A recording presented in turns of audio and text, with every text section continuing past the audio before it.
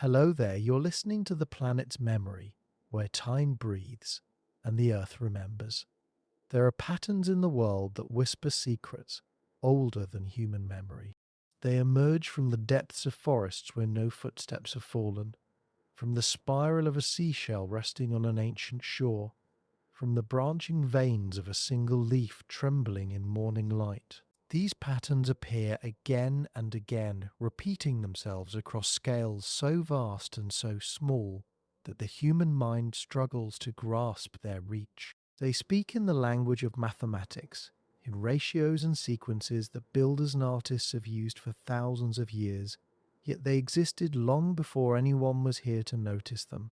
Tonight, as you settle into rest and let your thoughts drift like clouds across a darkening sky, we invite you on a journey into the deepest mystery our world has ever held.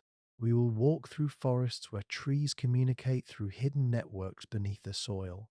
We will dive into oceans where creatures navigate by sensing magnetic fields we cannot feel. We will trace the golden spiral that appears in galaxies light years away and in the seeds of a sunflower growing in a quiet garden. And as we move through this landscape of wonder, we will ask a question that has haunted philosophers, scientists, and dreamers since the first humans looked up at the stars and wondered why anything exists at all. Is nature the result of random chance, billions of years of trial and error with no direction or purpose? Or is there something else at work, an intelligence so vast and so subtle that we have only begun to glimpse its fingerprints in the fabric of reality itself? This is not a story with easy answers. It is a meditation, a slow unfolding of possibility that will carry you gently towards sleep while opening doors in your imagination that may never fully close. Let the sounds of this voice become like water flowing over smooth stones. Let the questions we explore tonight become dreams that dance at the edges of consciousness. And let yourself wonder, just for these quiet hours, whether the world around us might be far stranger and far more purposeful than we ever dared imagine. Long before humans built cities or wrote down their thoughts, they noticed something unusual about the world. They saw that certain shapes appeared over and over, as if the universe was following a hidden blueprint. A hunter tracking prey through morning mist would notice how spiderwebs formed the same delicate patterns whether they hung between pine branches in the north or wrapped around desert grasses in lands where rain fell once a year. A woman gathering shells along the shore would hold spirals in her palm that curved in ways that felt familiar, like something she had seen before but could not name. A child watching water ripple from a thrown stone would see circles spreading outward in perfect rings, just like the circles in the cross-section of a fallen tree, just like the circles a bird makes in the sky when it rides the wind in patient loops.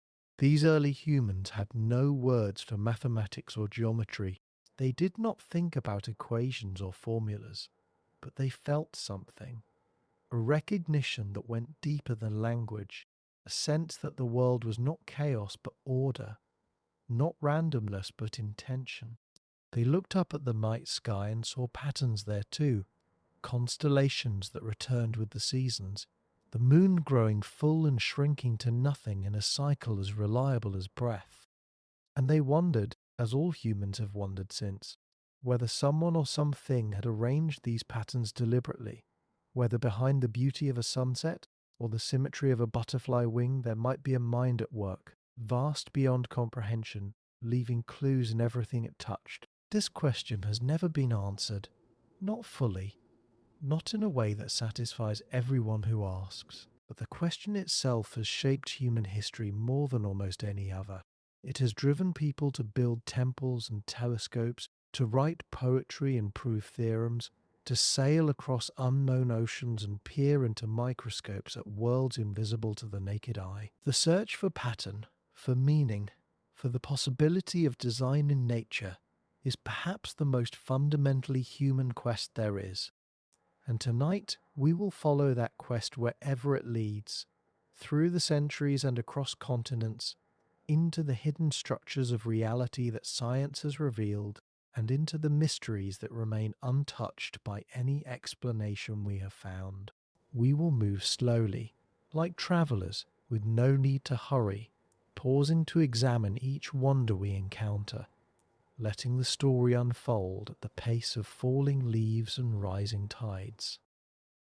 And as we go, you will feel your own thoughts beginning to slow, your breathing deepening, your body releasing the tensions of the day as you drift into that peaceful space between waking and sleeping, where the boundaries of the world become soft and anything seems possible. There is a number that appears in nature with such frequency that mathematicians have given it special names and symbols, treating it almost like a presence rather than just an abstract quantity. This number is approximately 1.618, and it is known as the golden ratio, sometimes called phi. It is not a whole number, and it is not a simple fraction. Instead, it goes on forever without repeating, a decimal that tumbles endlessly into infinity. But what makes this number remarkable is not its mathematical properties alone, but the fact that it shows up everywhere in the natural world, in places where no human mathematician could have placed it, in structures that grew and evolved millions of years before anyone could count or measure. If you take the length of your forearm from elbow to wrist and divide it by the length from wrist to fingertip, you will often get a number very close to phi. If you measure certain proportions in your face, the distance from the top of your head to your chin compared to the distance from your chin to your navel, you will find this same ratio appearing again. The chambers of a nautilus shell expand in a spiral where each section relates to the previous one according to the golden ratio. The seeds in the center of a sunflower arrange themselves in spirals, and if you count the number of spirals going clockwise versus the number going counterclockwise, you will typically find two consecutive numbers from a sequence called the Fibonacci sequence, where each number is the sum of the two before it, and these numbers grow in proportion to the golden ratio. Pine cones follow this same pattern. So do the scales on a pineapple, and the arrangement of petals on many flowers. Roses, lilies, and daisies all tend to have petal counts that are Fibonacci numbers, 5 or 8 or 13 or 21.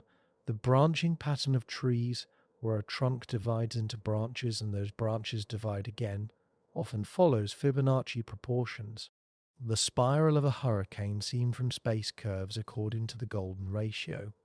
The arms of spiral galaxies, vast collections of billions of stars, follow this same elegant curve as they wheel through the darkness of the cosmos. This is not something humans designed or created.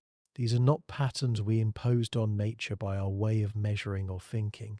These are structures that exist independently of human observation, that were present in the world long before anyone was here to notice them, that will remain long after our species has vanished. And this creates a profound puzzle. Why would a shell in the ocean and a galaxy in space follow the same mathematical pattern? Why would the proportions of a human body echo the proportions of a flower? Random chance seems like an inadequate explanation when the same specific ratio appears again and again across wildly different scales and contexts. It is as if there is a language being spoken throughout nature, a mathematical language that writes itself into the structure of living things and cosmic formations alike, and we are only beginning to learn how to read it. Some say this points to efficiency. The evolution and physics naturally settle into these proportions because they represent optimal solutions to problems of growth and structure. A sunflower that arranges its seeds according to Fibonacci spirals can pack the maximum number of seeds into the available space, which means it can produce more offspring, which means that pattern gets passed on. A galaxy that forms in a golden spiral may be following the natural consequences of rotation and gravity acting over billions of years. But even granting these explanations, a deeper question remains. Why should the mathematics of efficiency and optimality produce beauty? Why should the same patterns that maximize survival in a flower also please the human eye when we encounter them? Why should the universe be structured in such a way that mathematical elegance and practical function align so perfectly? This is where the possibility of design begins to whisper at the edges of scientific explanation, not contradicting what we know, but suggesting there might be layers of meaning beneath the mechanisms we have discovered. Purposes, hidden within the processes that seem so mechanical and automatic when we describe them in textbooks. When you look at yourself in a mirror, you see symmetry. Your left side roughly matches your right side, with 2 eyes, 2 ears, 2 arms, 2 legs arranged in balanced pairs. This bilateral symmetry is so familiar that you probably never think about how strange it is. Why should living things have this quality? Why not have 3 arms arranged in a triangle or 5 eyes scattered randomly across a face? When scientists study the animal kingdom, they find symmetry almost everywhere, but different types of symmetry in different groups. Starfish have radial symmetry, with 5 arms extending from a central point like spokes on a wheel. Jellyfish have the same kind of symmetry, dividing space around a center axis. Most animals that move forward through their environment, from ants to elephants, from fish to birds, have bilateral symmetry, with a clear front and back, left and right. And when you start asking why, the answers lead into deep territories. Symmetry in living things appears to be connected to the developmental process, how an embryo grows from a single cell into a complete organism. There are genes that control this process, genes with names like hedgehog and notch and homebox, and these genes switch on and off in precise sequences that mirror themselves on both sides of the developing body. If something goes wrong with these genes, the symmetry breaks down and development goes awry. But here is the mystery that keeps scientists awake at night. How did this system arise? How did the first creatures with bilateral symmetry develop the genetic machinery to create mirror image body plans? Natural selection can explain how existing traits spread through a population if they provide advantages, but it has a harder time explaining the origin of completely new body plans, especially ones that require multiple coordinated changes all happening together to work at all. A half-formed eye, or a partially developed wing, might provide some benefit, but a half-formed symmetry system would likely just produce chaos. The pattern has to be complete to function, which means it seemingly had to appear all at once, and that kind of sudden emergence is difficult to account for through gradual evolutionary change. Some researchers point to mathematical principles called symmetry breaking, where systems that start out uniform spontaneously divide into patterned regions, like how cracks form in drying mud, or how convection cells create hexagonal patterns in heated fluid. Perhaps the symmetries we see in living things emerge from similar physical and chemical processes acting on the earliest multicellular organisms, nudging them toward forms that match the mathematical properties of the space they inhabited. But even this explanation just pushes the question back one level. Why should the laws of physics and chemistry be such that they generate symmetry through these breaking processes? Why is the universe structured so that order emerges from apparent chaos, so that patterns spontaneously arise rather than everything collapsing into formless noise? When you look at a butterfly with its wings painted in mirror image patterns of breathtaking complexity, you are looking at something that required millions of precisely coordinated cells to develop in exactly the right sequence at exactly the right times, all guided by information encoded in DNA, all following rules that seem to transcend the individual organism and point toward some deeper principle of organization. The butterfly does not know it is symmetrical. The butterfly has no concept of beauty or balance, yet it embodies both, and not by accident. The pattern is woven into its very being, into the molecular instructions that built it, into the evolutionary history that shaped its ancestors, into the mathematical structures that govern how matter and energy interact. And when you multiply this one butterfly by all the millions of symmetrical creatures that have ever lived, when you consider that this principle of balanced form has been expressing itself on Earth for hundreds of millions of years, creating endless variations on the theme of mirrored structure, the question becomes unavoidable. Is this the signature of mindless mechanism, or is there something else present? A bias toward order, built into the foundation of reality itself. There are patterns in nature that repeat themselves at every scale, so that a small piece looks like a miniature version of the whole, and the whole looks like a magnified version of the small piece. These are called fractals, and once you learn to recognize them, you will see them everywhere. The branching of a tree, where the trunk splits into major limbs, and those limbs split into smaller branches, and those split into twigs, and those into stems, creates a fractal pattern. If you zoom in on one branch, you see the same kind of splitting pattern that you saw in the whole tree. The same principle appears in your lungs, where the windpipe divides into bronchi, and those divide into bronchioles, and those divide into millions of tiny air sacs, creating a branching structure that looks similar at every level of magnification. Rivers form fractal networks as they flow toward the sea, with tiny streams feeding into brooks, brooks feeding into creeks, creeks into rivers, rivers into mighty waterways, all following similar branching rules. Coastlines are fractal, with large bays containing smaller inlets containing still smaller coves, the same jagged irregularity appearing whether you measure in miles or inches.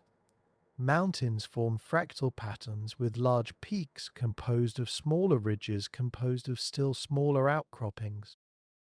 Clouds billow in fractal forms, with big puffy regions containing smaller puffy regions containing still finer detail.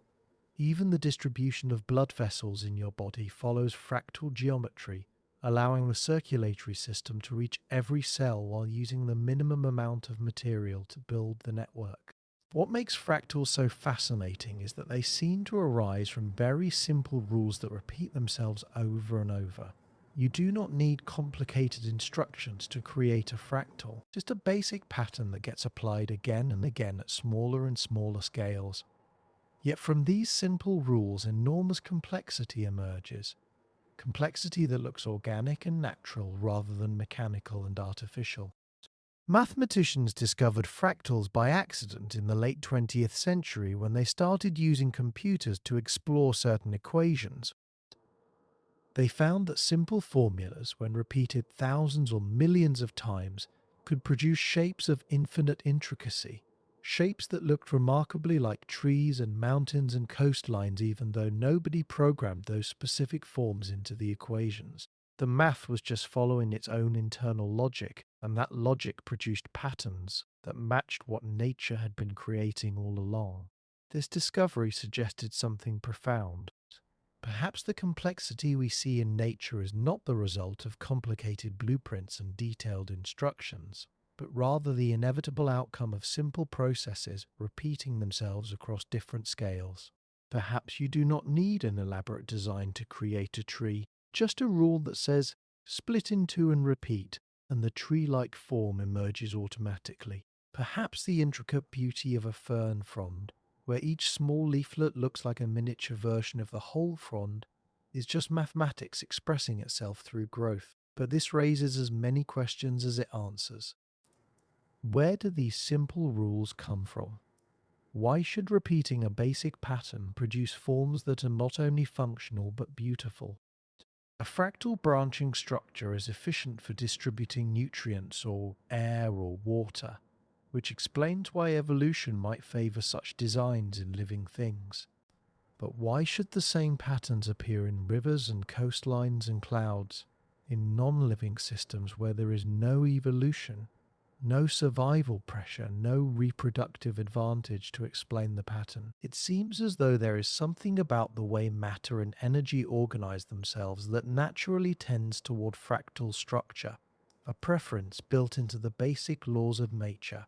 And if that is true, if the universe has an inherent tendency to generate these particular kinds of patterns rather than other kinds, then we are back to the question of why. Is it just a brute fact with no deeper explanation? Or does it point towards something we might call design? A universe fine-tuned not by an external designer, but by its own internal principles, which somehow encode a preference for structures that maximize both efficiency and aesthetic harmony. As you lie here listening to these words, your own body is a symphony of fractal patterns, From the branching neurons in your brain to the tiny blood vessels in your fingertips to the airways in your lungs, you are built according to principles that appear throughout the natural world. Principles that were discovered by mathematicians only decades ago, but have been embedded in living things for millions of years. You are mathematics made flesh, pattern made conscious, a fractal entity contemplating the fractal universe that created you. Every year, millions of creatures undertake journeys that span continents and oceans, traveling thousands of miles to reach destinations they have never seen, following routes they have never learned from anyone else, arriving at precise locations with uncanny accuracy. Arctic terns fly from the Arctic to the Antarctic and back again each year, a round trip of over 40,000 miles. Monarch butterflies that have never been to Mexico navigate there from Canada, finding the exact same trees where their great-great-grandparents spent the winter, even though those ancestors died long before the current generation was born.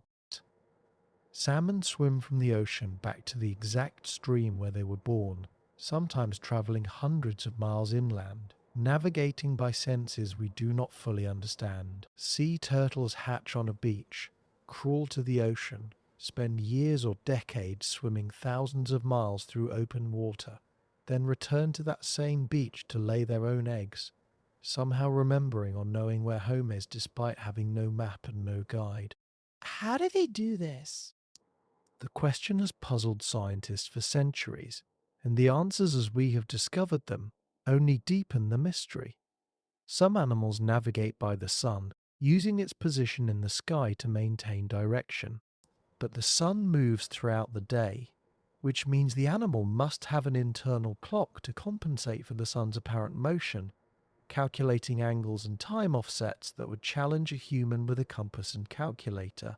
Some animals navigate by the stars, which requires not only identifying specific constellations, but also adjusting for the rotation of the sky throughout the night and the seasonal changes in which stars are visible. Some animals sense the Earth's magnetic field, detecting the invisible lines of force that loop from pole to pole, using this magnetic sense to determine latitude and longitude with extraordinary precision. Scientists have found microscopic crystals of magnetite, a magnetic mineral, in the brains and beaks and bodies of migrating creatures, tiny compass needles grown from flesh. Some animals may navigate by smell, detecting scent gradients so faint that no instrument can measure them, following odor trails across thousands of miles of ocean or land. Some may use infrasound, low-frequency vibrations below the threshold of human hearing, detecting the rumble of distant mountains or ocean waves to orient themselves.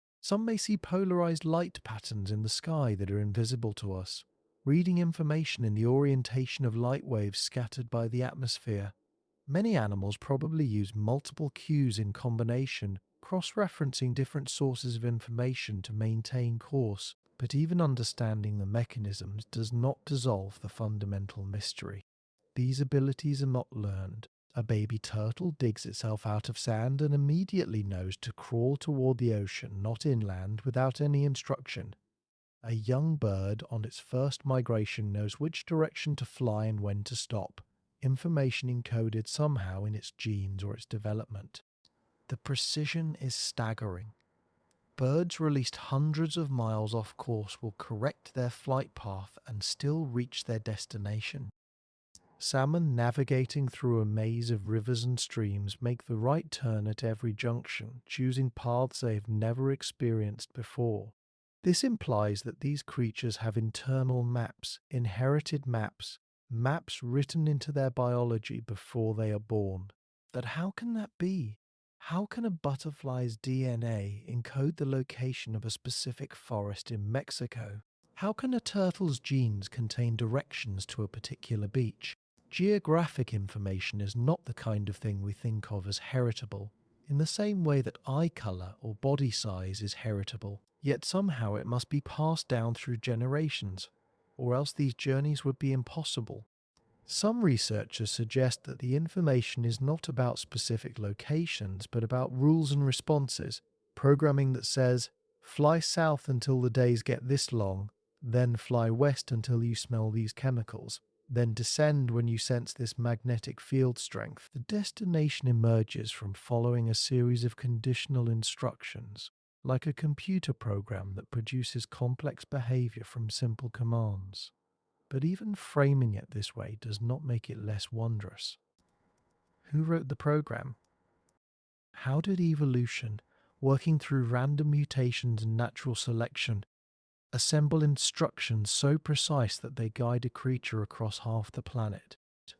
The probability of getting even a simple migration route right through pure chance seems impossibly small, and yet migration has evolved independently in many different animal groups, birds and fish and insects and mammals, all solving the same problem in similar ways. There is a pattern here, a pattern of patterns, an underlying principle that keeps finding expression in different forms across the tree of life. It is as if nature is trying to tell us something, showing us again and again that living things are not just passive products of their environment, but active participants in a larger system, connected to their world in ways that involve information and coordination, on scales that seem to require some kind of field or medium we have not yet fully discovered.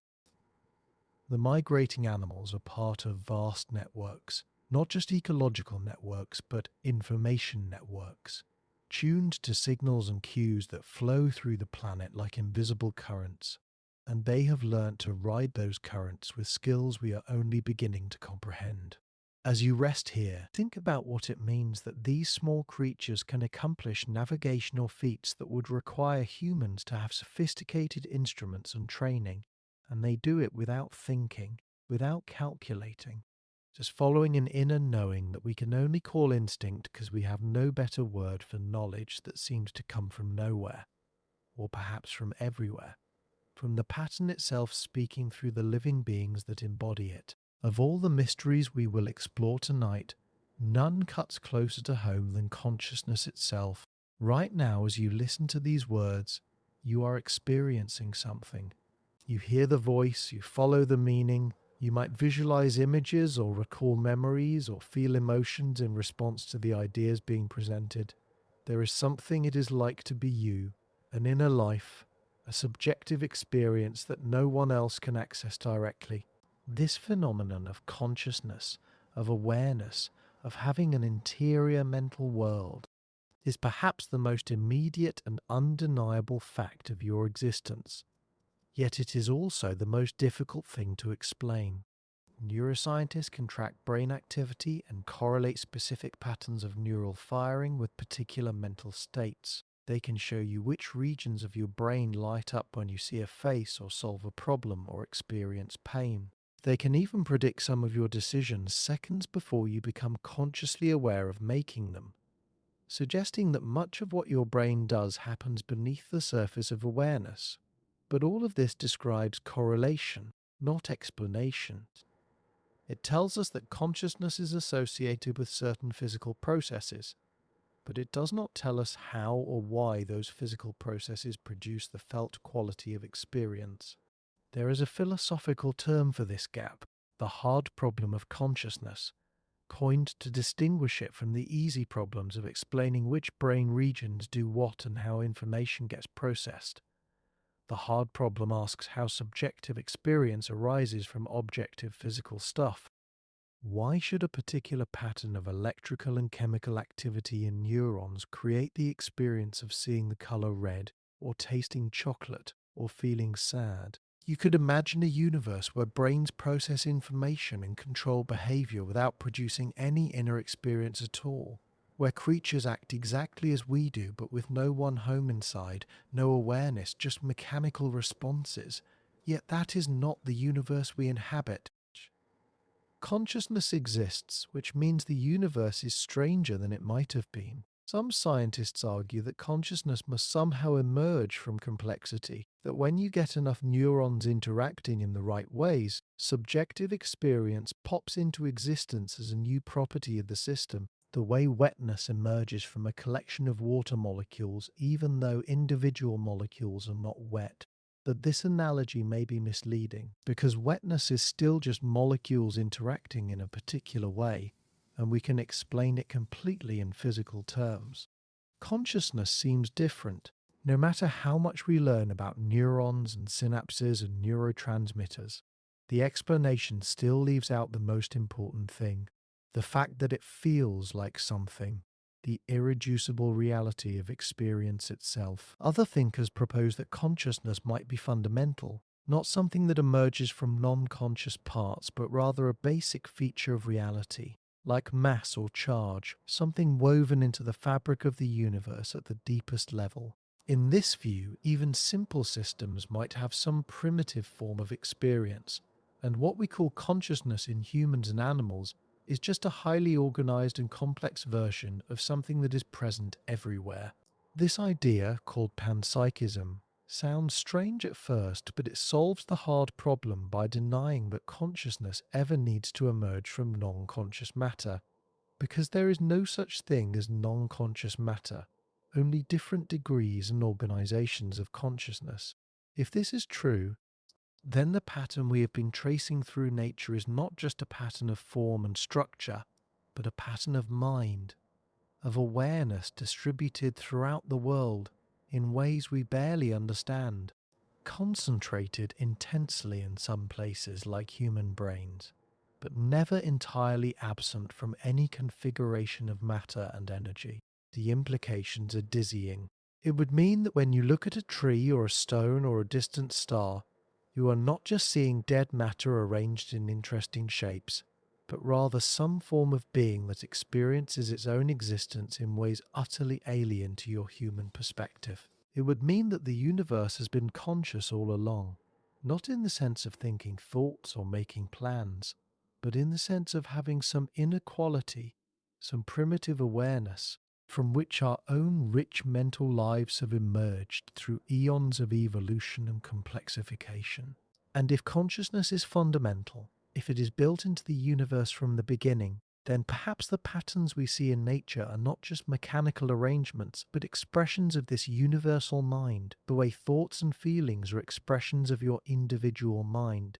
Perhaps the golden ratio and the fractals and the migration routes are like the syntax of a language, the deep grammar of how consciousness organizes itself when it takes physical form, and we are just beginning to learn how to read that language, to recognize that we are part of a larger intelligence that has been speaking through every atom and molecule and living cell since the beginning of time. This is not science in the traditional sense, not something you can prove with experiments and measurements, because consciousness by its very nature is private and subjective, accessible only from the inside. But it is also not faith or fantasy, because it takes seriously the one thing we know for certain, that experience exists, and tries to build a picture of reality that does not leave out this most essential fact. As you drift deeper into relaxation, feel how your own consciousness is part of this vast pattern, how your thoughts and perceptions are like ripples on an infinite ocean, each one unique and temporary yet made of the same substance as the whole. And consider that maybe, just maybe, you have never been separate from the intelligence that designed the pattern, because you are the pattern becoming aware of itself. The universe looking back at itself through the windows of your eyes. In the history of life on Earth, eyes have evolved independently at least 40 different times. Creatures as different as octopuses and eagles, spiders and scallops, jellyfish and humans have all developed organs that detect light and form images. Yet these organs arose through separate evolutionary paths, not from a common ancestor that already had eyes. This is called convergent evolution, when different lineages arrive at similar solutions to the same problem, and it happens frequently enough that scientists consider it a basic principle of biology. But the fact that eyes evolved so many separate times raises a provocative question. Why this particular solution? Light detection could presumably take many forms, yet camera-like eyes with lenses and retinas have appeared again and again. The physics of light and optics places constraints on what works, but within those constraints there should be enormous variation, yet we see repeated patterns instead. The human eye is often held up as an example of complex design, and it is indeed marvellously intricate, with a transparent cornea that bends light, an adjustable lens that focuses the image, an iris that controls the amount of light entering, a retina packed with millions of light-sensitive cells arranged in layers with supporting cells and blood vessels, all connected to a brain that processes the incoming signals into the seamless visual experience you have right now. Every part has to work together or the system fails. A lens without a retina accomplishes nothing. A retina without a lens receives only blurred light. An eye without a brain to interpret the signals is just an organ with no function. This kind of interdependence is called irreducible complexity by some. The argument being that such systems could not have evolved gradually because the intermediate steps would be useless and therefore would not be selected for.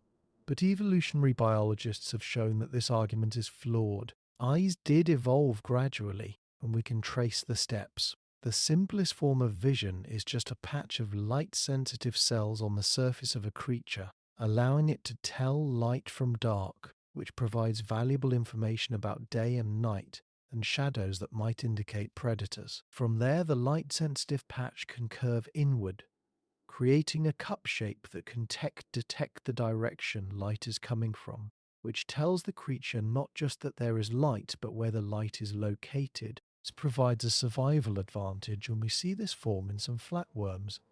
The cup can deepen, and its opening can narrow, creating a pinhole camera effect that forms a fuzzy image without any lens at all, and some mollusks have eyes at this stage of development. A transparent covering over the opening protects the eye and can gradually thicken and curve to start focusing light, becoming a lens, and each small improvement in focus provides better vision and better survival odds. At each step, the structure is functional and provides advantages over the previous step, which means natural selection can favor each incremental change. There is no need for the complete eye to appear all at once, because partial eyes are still useful. But even granting that eyes can evolve through gradual steps, the deeper mystery remains.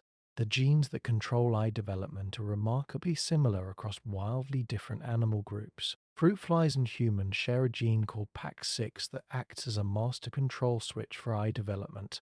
And if you take the human version of this gene and put it into a fruit fly embryo, it will trigger the development of a fly eye. Not a human eye, but a functional fly eye in whatever part of the body the gene is activated. This means that the genetic toolkit for building eyes is ancient and conserved, present in the common ancestor of flies and humans, which lived over 600 million years ago. But that ancestor almost certainly did not have complex eyes, which means the PAX6 gene existed before the structures it would eventually build. It is as if nature had the instructions for eyes written down long before eyes actually appeared, a set of tools waiting to be used in ways that only became apparent much later. How can that be? How can a gene for building something exist before that something has been built? One answer is that genes have multiple functions, and what we call the eye-building gene originally did something else. Perhaps controlling the development of light-sensitive patches in very simple animals, and then through duplication and mutation and changing developmental contexts, those same genetic tools got recruited for building more complex visual systems. The pattern was there in potential, waiting to be elaborated on, and when circumstances favored better vision, evolution had ready-made components to work with. But this still does not explain why the same tools got used to build similar structures in such different animals. It suggests that there are only certain ways to build an eye, that the space of possible designs is smaller than we might think, and that evolution keeps finding the same solutions because those are the solutions that work given the laws of physics and chemistry and the materials available. If that is true, then the pattern of eyes appearing over and over is not really a sign of design in the sense of a conscious designer choosing a plan, but rather a sign of constraints of nature being channeled into certain forms by the underlying rules that govern how matter can organize itself. Yet some find design even in the constraints themselves, arguing that a universe where the laws channel evolution toward producing eyes and consciousness is itself evidence of purposeful structure, a reality fine-tuned to generate observers who can appreciate it. As you rest here with your own eyes closed, think about the long journey those organs took to come into being, the hundreds of millions of years of small changes and adaptations, the countless ancestors who saw a little more clearly than their parents and survived a little longer because of it, all the way back to the first creature that could distinguish light from darkness and gain some tiny advantage in the eternal struggle to survive and reproduce, and forward through time to you, lying here now, equipped with instruments of such precision and sophistication that you can see colours and faces and read written words, can recognize patterns in the world, and in these ideas can close those eyes and still see images in your mind, visions and memories and dreams that are themselves a kind of light, an inner illumination that hints at dimensions of reality we are only beginning to explore. In a meadow on a summer afternoon, a single honeybee discovers a patch of flowers rich with nectar. She feeds, filling her body with sweet liquid, then returns to the hive where tens of thousands of her sisters wait in the darkness. And then she does something extraordinary. She dances. She moves in a figure-8 pattern on the vertical surface of the honeycomb, waggling her body as she traces the middle segment. And through this dance she communicates precise information to the other bees. The angle of the waggle run relative to vertical corresponds to the angle of the food source relative to the sun. The duration of the waggle run indicates the distance to the flowers. The vigor of the dance conveys how good the nectar source is. Other bees crowd around, touching the dancing bee with their antennae, learning the directions, and then they fly out of the hive and navigate directly to the flowers even though they have never been there before, following the instructions encoded in the dance. This waggle dance is one of the most sophisticated forms of non-human communication ever discovered. A symbolic language where abstract concepts like direction and distance are represented by movements in a completely different sensory modality. The bee translates spatial information into dance, and the other bees translate the dance back into spatial information and act on it successfully. This requires not only the ability to encode and decode the dance, but also the ability to perform complex calculations, because the sun moves across the sky and the bees have to adjust for solar movement, and if a bee dances for several minutes, she continuously updates the angle to reflect the changing position of the sun during the communication. Moreover, bees sometimes dance on overcast days when the sun is not visible, and they can still indicate the correct direction, which means they must be able to detect the polarization pattern of scattered light in the sky, using this as a compass even when the sun itself is hidden. None of this is learned. A young bee performing her first waggle dance does it correctly without any instruction, and bees observing a dance for the first time understand it immediately. The entire system is instinctual, programmed into the bee's tiny brain through genetic information passed down through millions of generations. But that makes the phenomenon even more remarkable, not less. It means that evolution somehow encoded not just the ability to move in certain patterns, but the ability to map abstract spatial relationships onto those patterns, and the ability to interpret those patterns as spatial relationships, a complete communication protocol built into the biology of an insect with a brain smaller than a grain of rice. And bees do not just use this system for finding food. They use it to choose new nest sites when a colony swarms. Scout bees go out and evaluate potential homes, then return and dance to indicate the location and quality of what they found.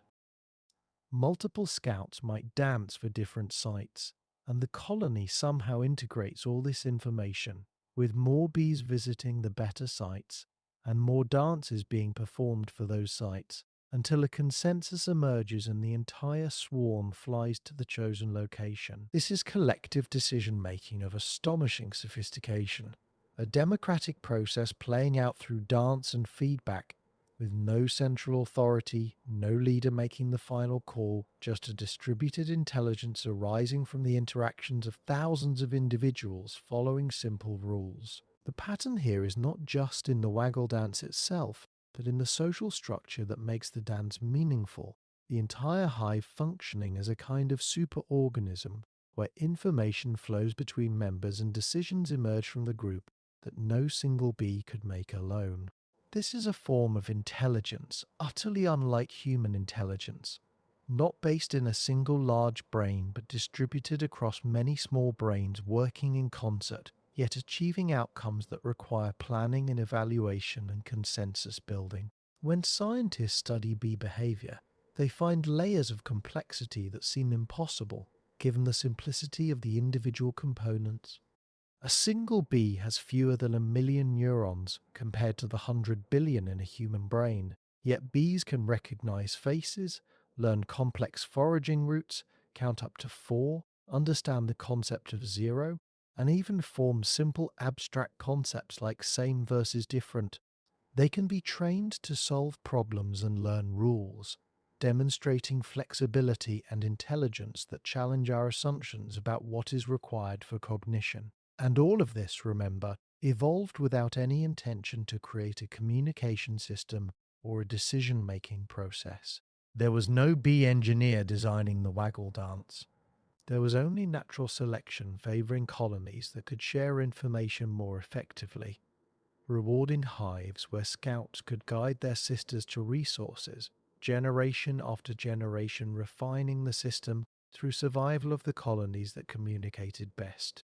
Yet the result looks like something designed, looks like a language created by an intelligent mind to solve a specific problem, and the fact that it emerged without conscious design is either a testament to the creative power of evolution, or a hint that evolution itself is channeling life toward patterns that embody intelligence and communication.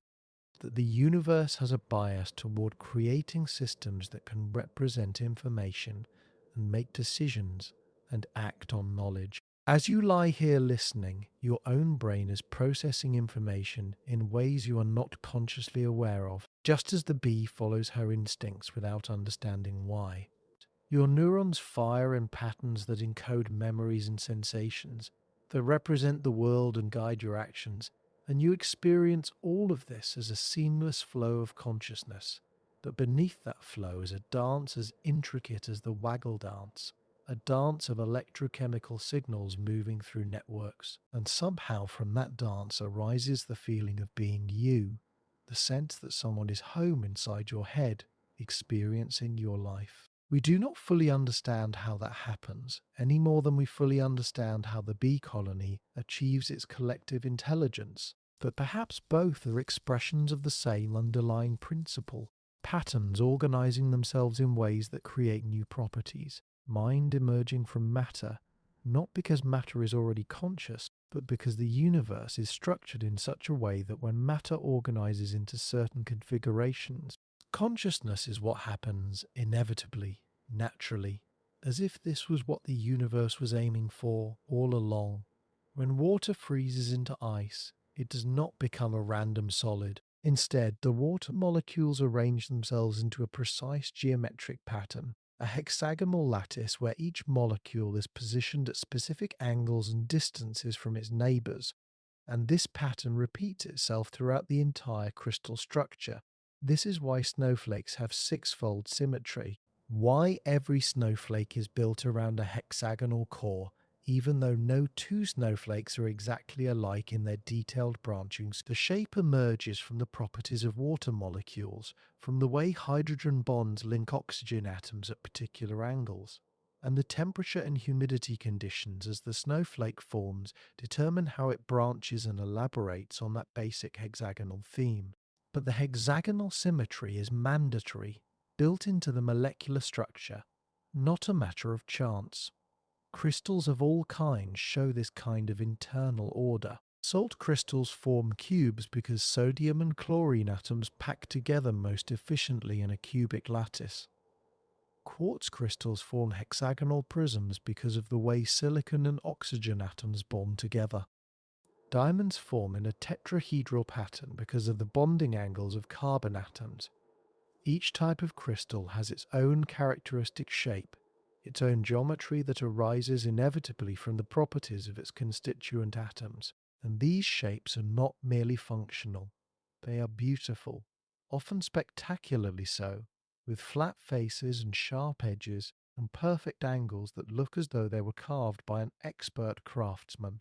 When you see a cluster of amethyst crystals or a geode lined with quartz points, you are looking at pure geometry made tangible, mathematical principles expressed in stone. No one planned these shapes. No one made these shapes. No consciousness decided that quartz should form hexagons or salt should form cubes. Yet the shapes appear anyway, precise and repeatable, the same patterns emerging any time the right atoms come together under the right conditions. This tells us something profound about the nature of matter and the laws that govern it. There is an inherent tendency toward order, toward pattern, toward specific geometries that reflect the underlying structure of atoms and molecules. Chaos is not the natural state of things, or at least not the only natural state. Given the right circumstances, matter spontaneously organizes itself into forms that are regular, symmetrical, and aesthetically pleasing by human standards. The question is why? Why should the laws of physics be such that atoms bond at particular angles and form repeating patterns? Why should the universe be mathematical in this way, its deep structure describable by geometry and symmetry? Scientists can tell you how crystals form, can explain the forces and angles and energy considerations that drive atoms into lattices, but the question of why those particular laws and forces exist in the first place remains open. Some argue that this is just a brute fact, that the laws of physics are what they are for no reason, and we happen to live in a universe where matter can form crystals because if it could not, we would not be here to wonder about it. This is called the anthropic principle. The idea that the universe must be compatible with the existence of observers because observers could only arise in the universe compatible with their existence. But this feels like a tautology, an explanation that explains nothing, and many thinkers find it deeply unsatisfying. Others suggest that the laws of physics might be unique, that there might be only one mathematically consistent way for a universe to exist, and the geometry of crystals and the other patterns we observe are inevitable consequences of that uniqueness. In this view, the universe could not have been otherwise, and the patterns we see are as necessary as the truths of mathematics, which also could not be different. 2 plus 2 must equal 4 in any possible universe, because that is what the symbols mean, and perhaps the hexagonal structure of ice is similarly necessary given the properties of space and matter and energy. But even if the laws are necessary, there remains the question of why necessity produces beauty, why the inevitable forms are also harmonious forms, why the universe is not only ordered, but elegantly ordered, with patterns that resonate with the human sense of aesthetics. This coincidence between truth and beauty has been noted by mathematicians and physicists for centuries. The strange fact that the most beautiful equations often turn out to describe reality, that elegance seems to be a reliable guide to what is true. Einstein once said that he trusted the beauty of his equations more than experimental data when they conflicted, because he believed the universe must be elegant at its core, and he was often proven right. The patterns in crystals are just one example of this deep connection between order and beauty, between physical law and aesthetic form. When you hold a crystal in your hand, you are holding evidence that the universe is not a random accident, but a structured reality, and that structure has a quality that we recognize as design, even when we know no designer was involved in the traditional sense. The design is in the laws themselves, in the rules that govern how atoms interact, and those rules seem to have been chosen, if that is the right word, to produce a universe where order and complexity and beauty can arise naturally from simple beginnings. As you sink deeper into rest, imagine the slow formation of a crystal deep underground, atoms finding their places over thousands or millions of years, building structure layer by layer according to rules they follow without knowing. And think about how you too are a kind of crystal.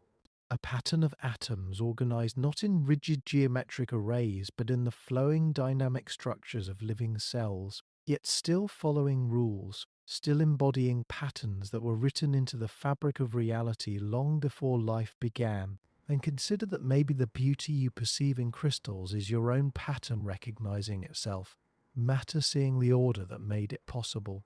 In every cell of your body there is a molecule shaped like a twisted ladder, a double helix of staggering complexity.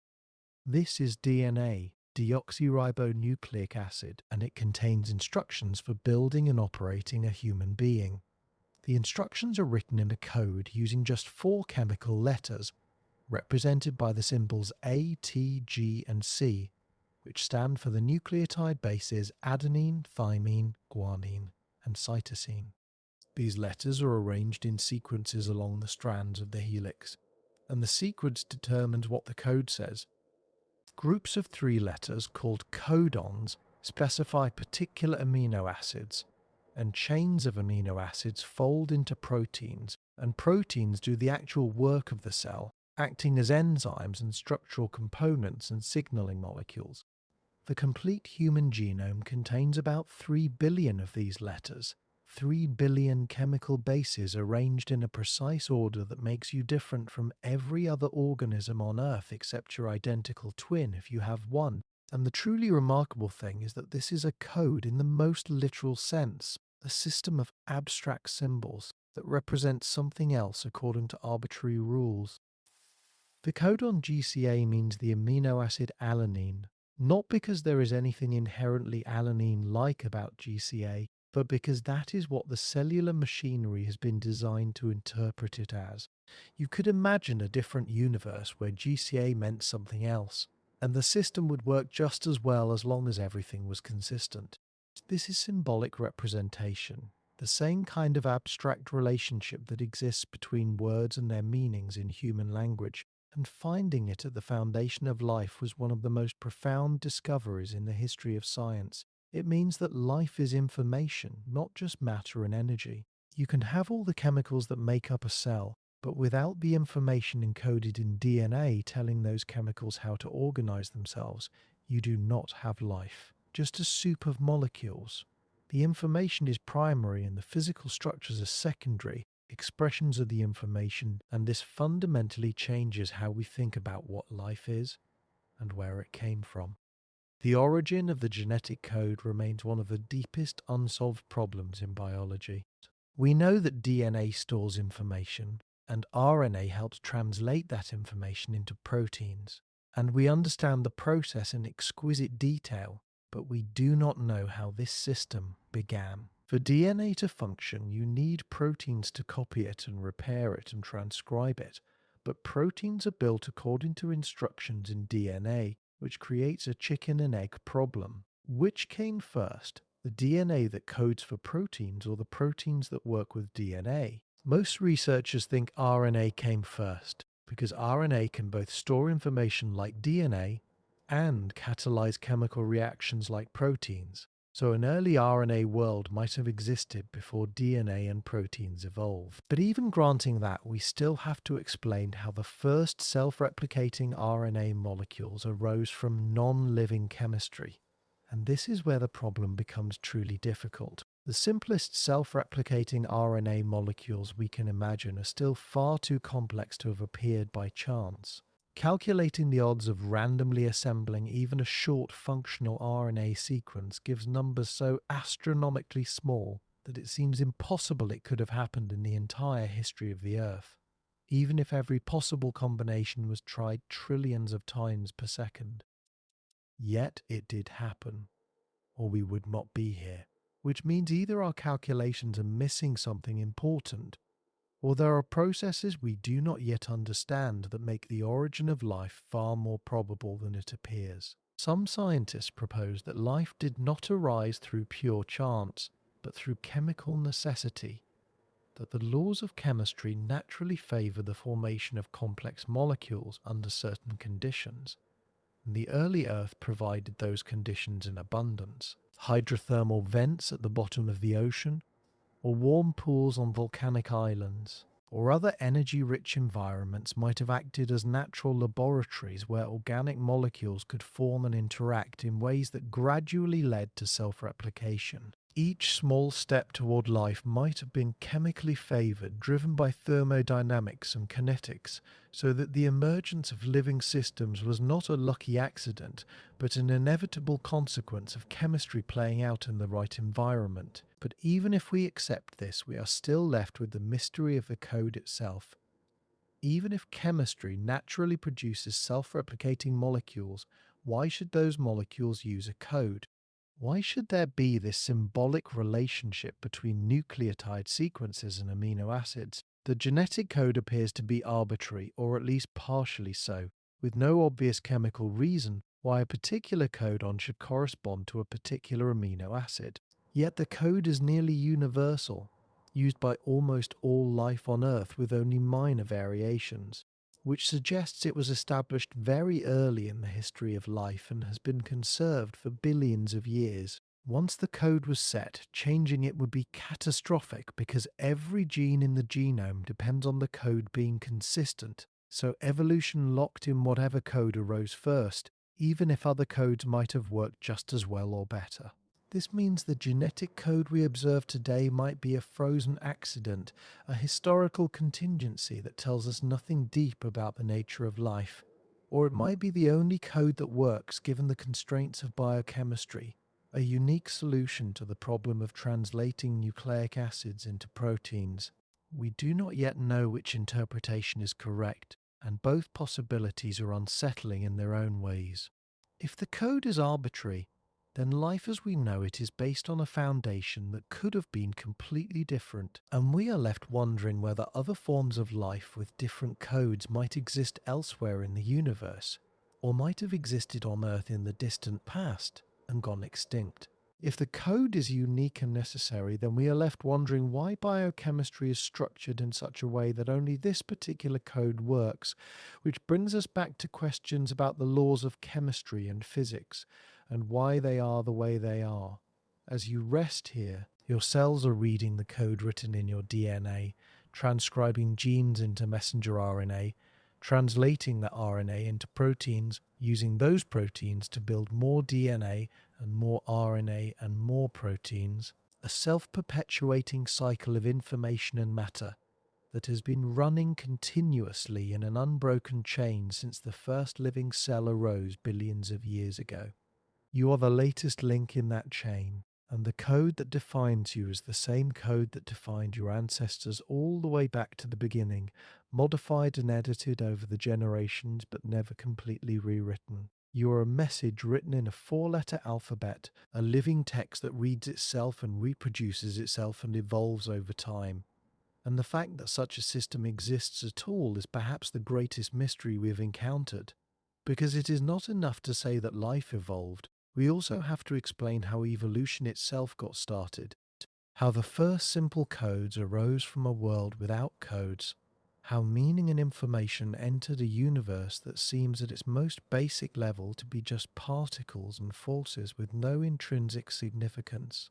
Unless, perhaps, significance was there from the beginning, woven into the structure of reality itself, waiting to be expressed through molecules and cells, and eventually through minds that could reflect on their own existence and wonder where the code came from. When you look up at the night sky, the planets appear as bright points of light that move slowly against the background of fixed stars. Ancient astronomers tracked these movements carefully, night after night, year after year, recording the positions with impressive precision. And they noticed something that troubled them deeply. Most of the time, planets move steadily eastward through the zodiac constellations, but occasionally a planet will stop, reverse direction and move westward for a while, then stop again and resume its eastward motion. This retrograde motion seemed chaotic, incompatible with the idea that the heavens were perfect and orderly. For centuries, astronomers tried to explain this by imagining complex systems of circles within circles, epicycles and deferents, with planets moving on small circles whose centers moved on larger circles around Earth. These models could match the observations if you added enough circles, but they were complicated and felt artificial, as though they were forcing regularity onto phenomena that were fundamentally irregular. Then in the early 1600s, Johannes Kepler analysed the detailed observations that Tycho Brahe had made of Mars and discovered something extraordinary. The orbit of Mars is not a circle at all, but an ellipse, an oval shape with the Sun at one focus. And not just Mars, all the planets move in ellipses, and their motion follows precise mathematical laws. A planet moves faster when it is closer to the Sun, and slower when it is farther away, in such a way that a line from the Sun to the planet sweeps out equal areas in equal times. And the time it takes a planet to complete an orbit is related to the size of its orbit by a simple mathematical formula. The square of the orbital period is proportional to the cube of the average distance from the Sun. These are Kepler's three laws of planetary motion, and they brought order to what had seemed like chaos.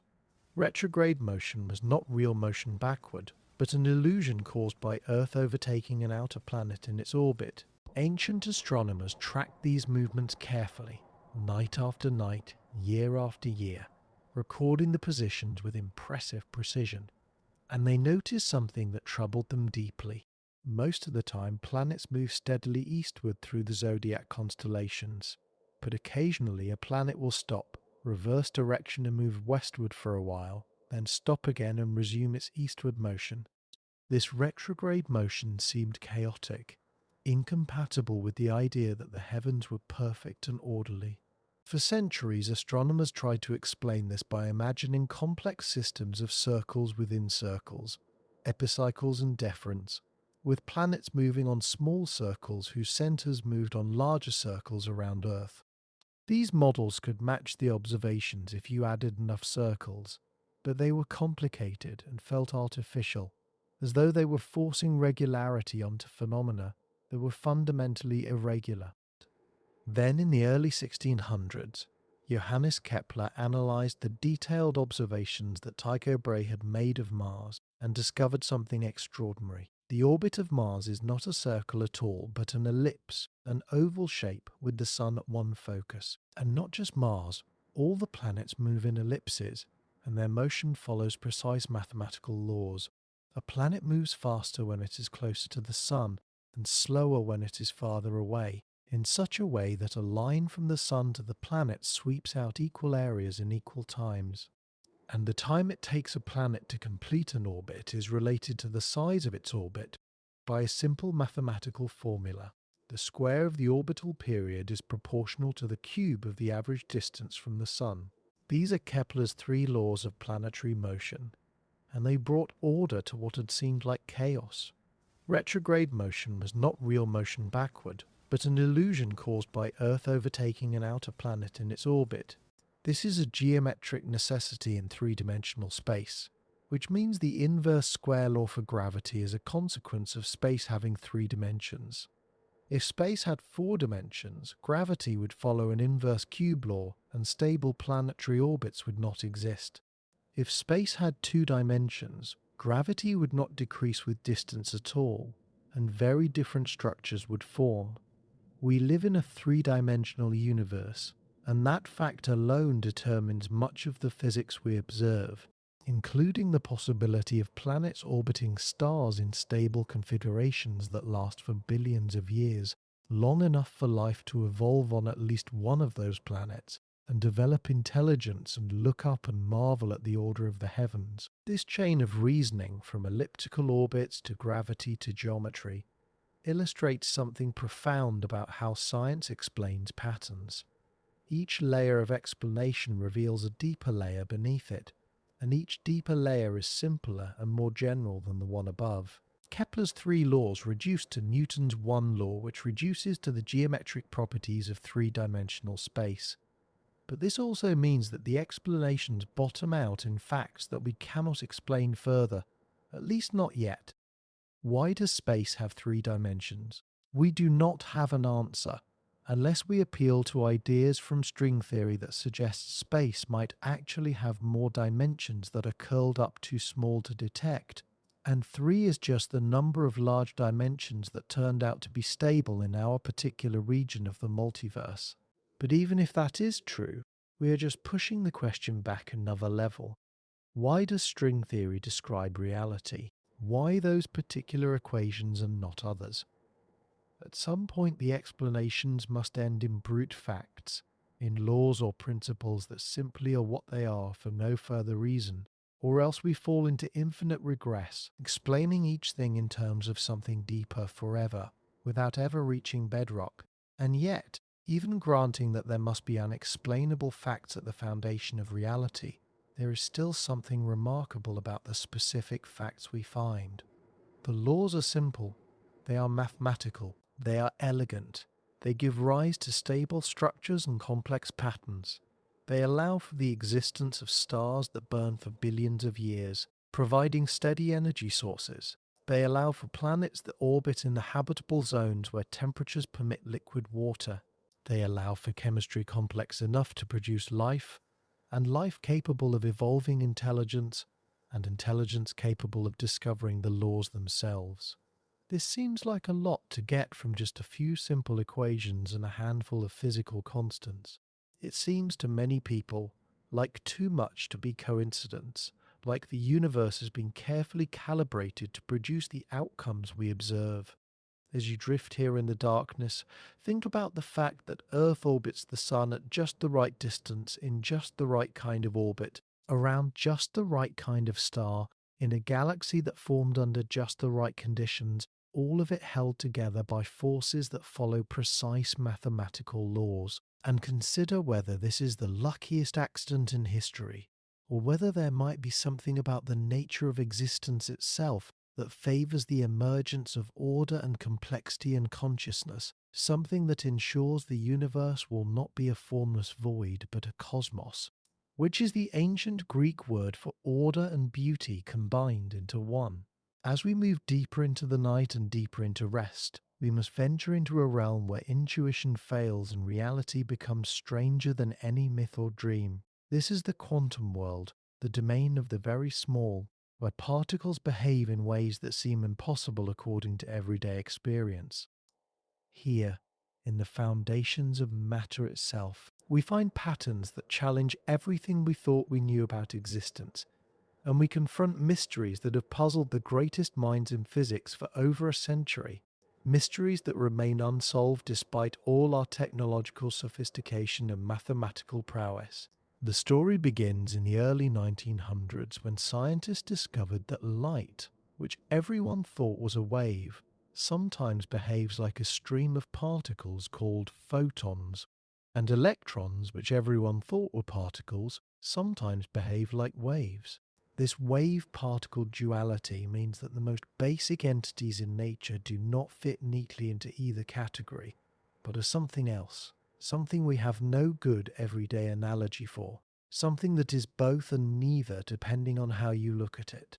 When you send individual photons or electrons through a barrier with two slits in it, they create an interference pattern on a screen beyond the barrier, a pattern of light and dark bands that can only be explained if each individual particle somehow goes through both slits at once and interferes with itself. Yet if you try to observe which slit the particle goes through, the interference pattern disappears, and the particle behaves as though it went through only one slit. The act of observation changes the outcome, not because we disturb the particle mechanically, but because observation itself is a physical interaction that collapses the quantum wave function, forcing the particle to choose a definite path when previously it existed in a superposition of multiple paths simultaneously.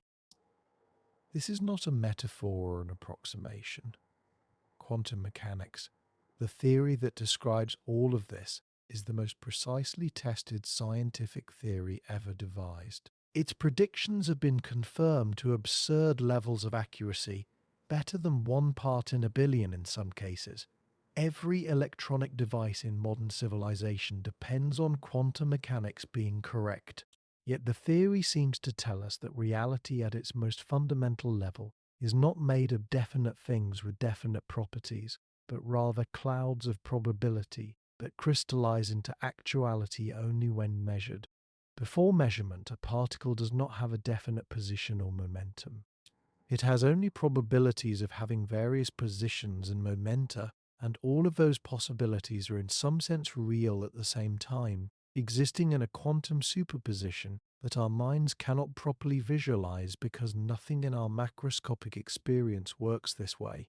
Einstein hated this. He famously objected that God does not play dice with the universe, that there must be some deeper level of reality beneath the quantum probabilities, hidden variables that determine what will happen even if we cannot measure them. He and others developed thought experiments to show that quantum mechanics must be incomplete, that it left out something essential.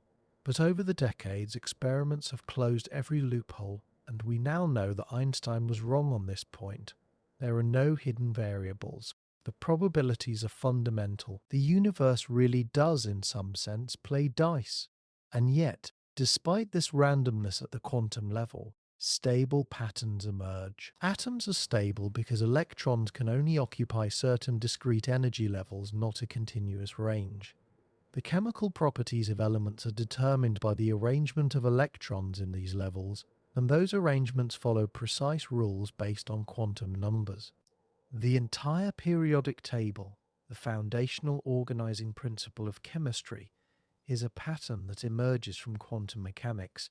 The structure of every molecule, every protein, every strand of DNA is determined by quantum forces, by the interactions of electron clouds and the exclusions and attractions that quantum rules impose. You are made of quantum particles, and the stability of your body, the fact that your atoms do not just fly apart or collapse, is guaranteed by quantum mechanical principles. But the deepest mystery is not the strangeness of quantum behavior itself, but the mystery of quantum entanglement. When two particles interact in certain ways, they become entangled, which means their quantum states are linked no matter how far apart they move. If you measure a property of one entangled particle and find it has a certain value, the other particle instantly has a correlated value, even if it is on the other side of the galaxy. This correlation happens faster than light could travel between them, which seems to violate Einstein's relativity, which says nothing can send information faster than light. Einstein called this spooky action at a distance, and thought it proved quantum mechanics was wrong or incomplete. But experiments have confirmed that entanglement is real. The correlations are instant and perfect. Somehow the two particles remain connected in a way that transcends space, as if they are not really separate entities but parts of a single quantum system, no matter how far apart they are in physical space. This suggests that space itself, the separation between things, might be less fundamental than we assume, that at the quantum level the universe is deeply interconnected in ways that our classical intuitions about separate objects in empty space completely miss. Some interpretations of quantum mechanics take this even further. The many worlds interpretation suggests that every quantum measurement causes the universe to split into multiple branches, with every possible outcome occurring in some branch. In this view, there is no wave function collapse, no moment when probabilities become actualities. Instead, all possibilities are always real, existing in parallel universes that branch off from each other every moment. You are constantly splitting into countless versions of yourself, each experiencing a different outcome of every quantum event in your body and your environment, and all of these versions are equally real. Other interpretations, like the Copenhagen interpretation, say that quantum states are not real things but just mathematical tools for calculating probabilities, and questions about what is really happening before measurement are meaningless. Still others, like pilot wave theory, try to restore a more classical picture by imagining particles as real objects guided by quantum waves, though these theories have their own problems and strange implications. No interpretation is entirely satisfying, and physicists have been arguing about what quantum mechanics means for 100 years without reaching consensus. But regardless of interpretation, the patterns are undeniable. Quantum mechanics works. It describes reality with stunning precision, and it reveals that reality is far stranger than anything we see with our eyes or touch with our hands. At the foundation of everything, beneath the solid seeming world of objects and forces, there is a realm of waves and probabilities and entanglements, a level of existence where things are not separate, where the future is not determined, where observation creates reality rather than just revealing it. And somehow from this strange quantum substrate the classical world emerges, the world of definite objects in definite places following deterministic laws, at least approximately. How that emergence happens, how the quantum world gives rise to the classical world, is called the measurement problem, and it remains unsolved. As you rest here, your body and the bed beneath you and the air around you are all made of quantum particles, vibrating in their energy states, entangled with each other and with the environment in unimaginably complex ways, yet appearing solid and stable and definite to your senses. You are a pattern in the quantum field, a temporary arrangement of probabilities that has collapsed into the experience of being you, and beneath your thoughts and sensations is this deeper level of reality where nothing is certain and everything is connected, where the boundaries we assume exist are revealed as convenient fictions, useful for navigating the everyday world but not ultimately true, and where the universe is not a collection of separate things but a unified whole, expressing itself in endless forms, including the form listening to these words right now. There are numbers in physics called constants, quantities, that appear in the fundamental equations but are not determined by the equations themselves. These include things like the speed of light, the strength of gravity, the mass of the electron, the charge of a proton, and about 30 other values that must be measured experimentally, because theory alone cannot predict them. And here is the remarkable thing. If any of these constants were even slightly different, the universe as we know it could not exist. If gravity were a tiny bit stronger, stars would burn out too quickly for life to evolve. If it were a tiny bit weaker, stars would never ignite and the universe would be dark and cold. If the electromagnetic force was slightly different, atoms could not form stable molecules. If the strong nuclear force that holds atomic nuclei together were a fraction weaker, only hydrogen would exist and there would be no heavy elements, no carbon or oxygen or nitrogen, nothing to build complex chemistry or life.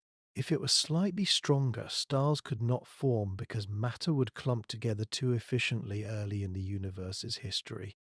The ratio between the electromagnetic force and gravity is crucial. It needs to be close to what it is for stars like our Sun to exist. The mass difference between protons and neutrons is also critical. If neutrons were slightly less massive, or protons slightly more massive, nuclear reactions in stars would not produce the elements we depend on. The list goes on, and when physicists calculate how sensitive these outcomes are to small changes in the constants, they find that the range of values compatible with life is incredibly narrow, like a knife edge in a vast space of possibilities. This is called fine-tuning, and it is one of the most profound and controversial topics in modern physics and philosophy. Some people see it as evidence for design, arguing that the constants appear to have been carefully selected by an intelligent creator to allow for life and consciousness. The probability of getting all the constants right by chance, they argue, is so infinitesimally small that it is effectively impossible, and therefore the most reasonable explanation is that someone or something set the values deliberately. This is a version of the design argument updated for modern science, and it has considerable appeal to those who already believe in a purposeful universe. But many scientists find this argument unpersuasive for several reasons. First, we do not know that the constants could have been different. Maybe they are determined by some deeper theory we have not discovered yet, a theory that explains why they must have the values they do, removing the appearance of fine-tuning because there was never any other possibility. String theory, for example, suggests that the constants we observe might be determined by the shape of extra dimensions. And if there is only one stable shape, then the constants are necessary rather than arbitrary. Second, even if the constants could vary, we should not be surprised to find ourselves in a universe with the right values, because observers can only exist in universes that allow for observers. This is the anthropic principle again, pointing out that the question, "Why are the constants just right for life?" is a bit like a puddle asking, "Why is this hole exactly the right shape for me?" The hole was not made for the puddle. The puddle formed in a hole that happened to exist.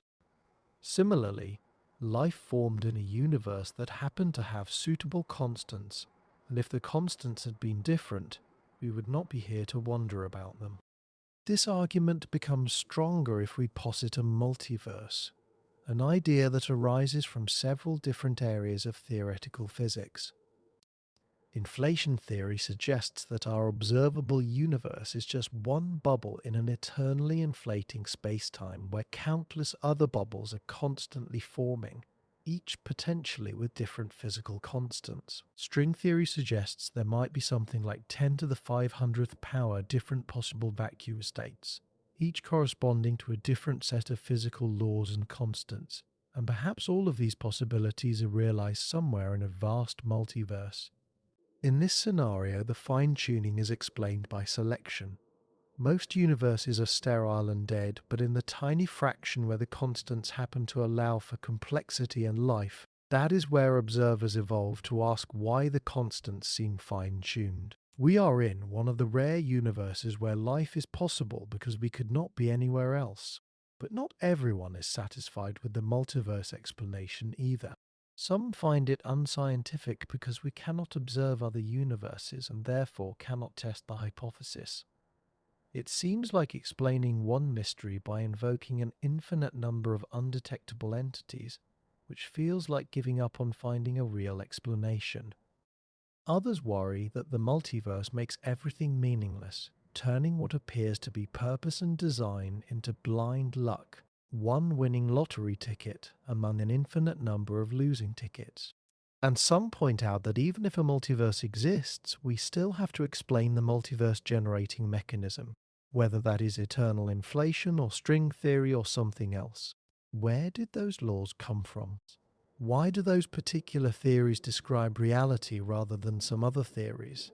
You can always ask one more why, and eventually you reach either brute facts that have no explanation or a circular explanation where the universe explains itself. Perhaps the most honest answer is that we do not yet know why the constants have the values they do, or whether that question even makes sense.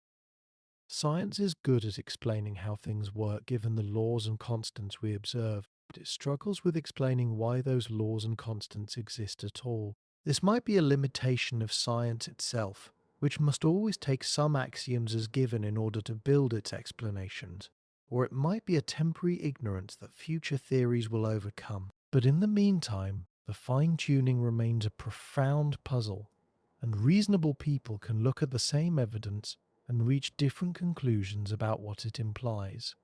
What is undeniable is that we live in a universe balanced on a razor's edge, where the fundamental parameters of reality are set to values that permit astonishing complexity to emerge from simple beginnings, where atoms can form and stars can shine and planets can orbit and chemistry can complexify into biology and biology can evolve into consciousness. Whether this is design or necessity or chance or something else entirely, it is awe-inspiring, a reminder that existence itself is not something to take for granted, but something extraordinary that demands explanation, or at least acknowledgement that we are part of something far vaster and stranger than our everyday experience can capture. Let these thoughts wash over you gently as your breathing slows and your mind quiets. And do not worry about having answers.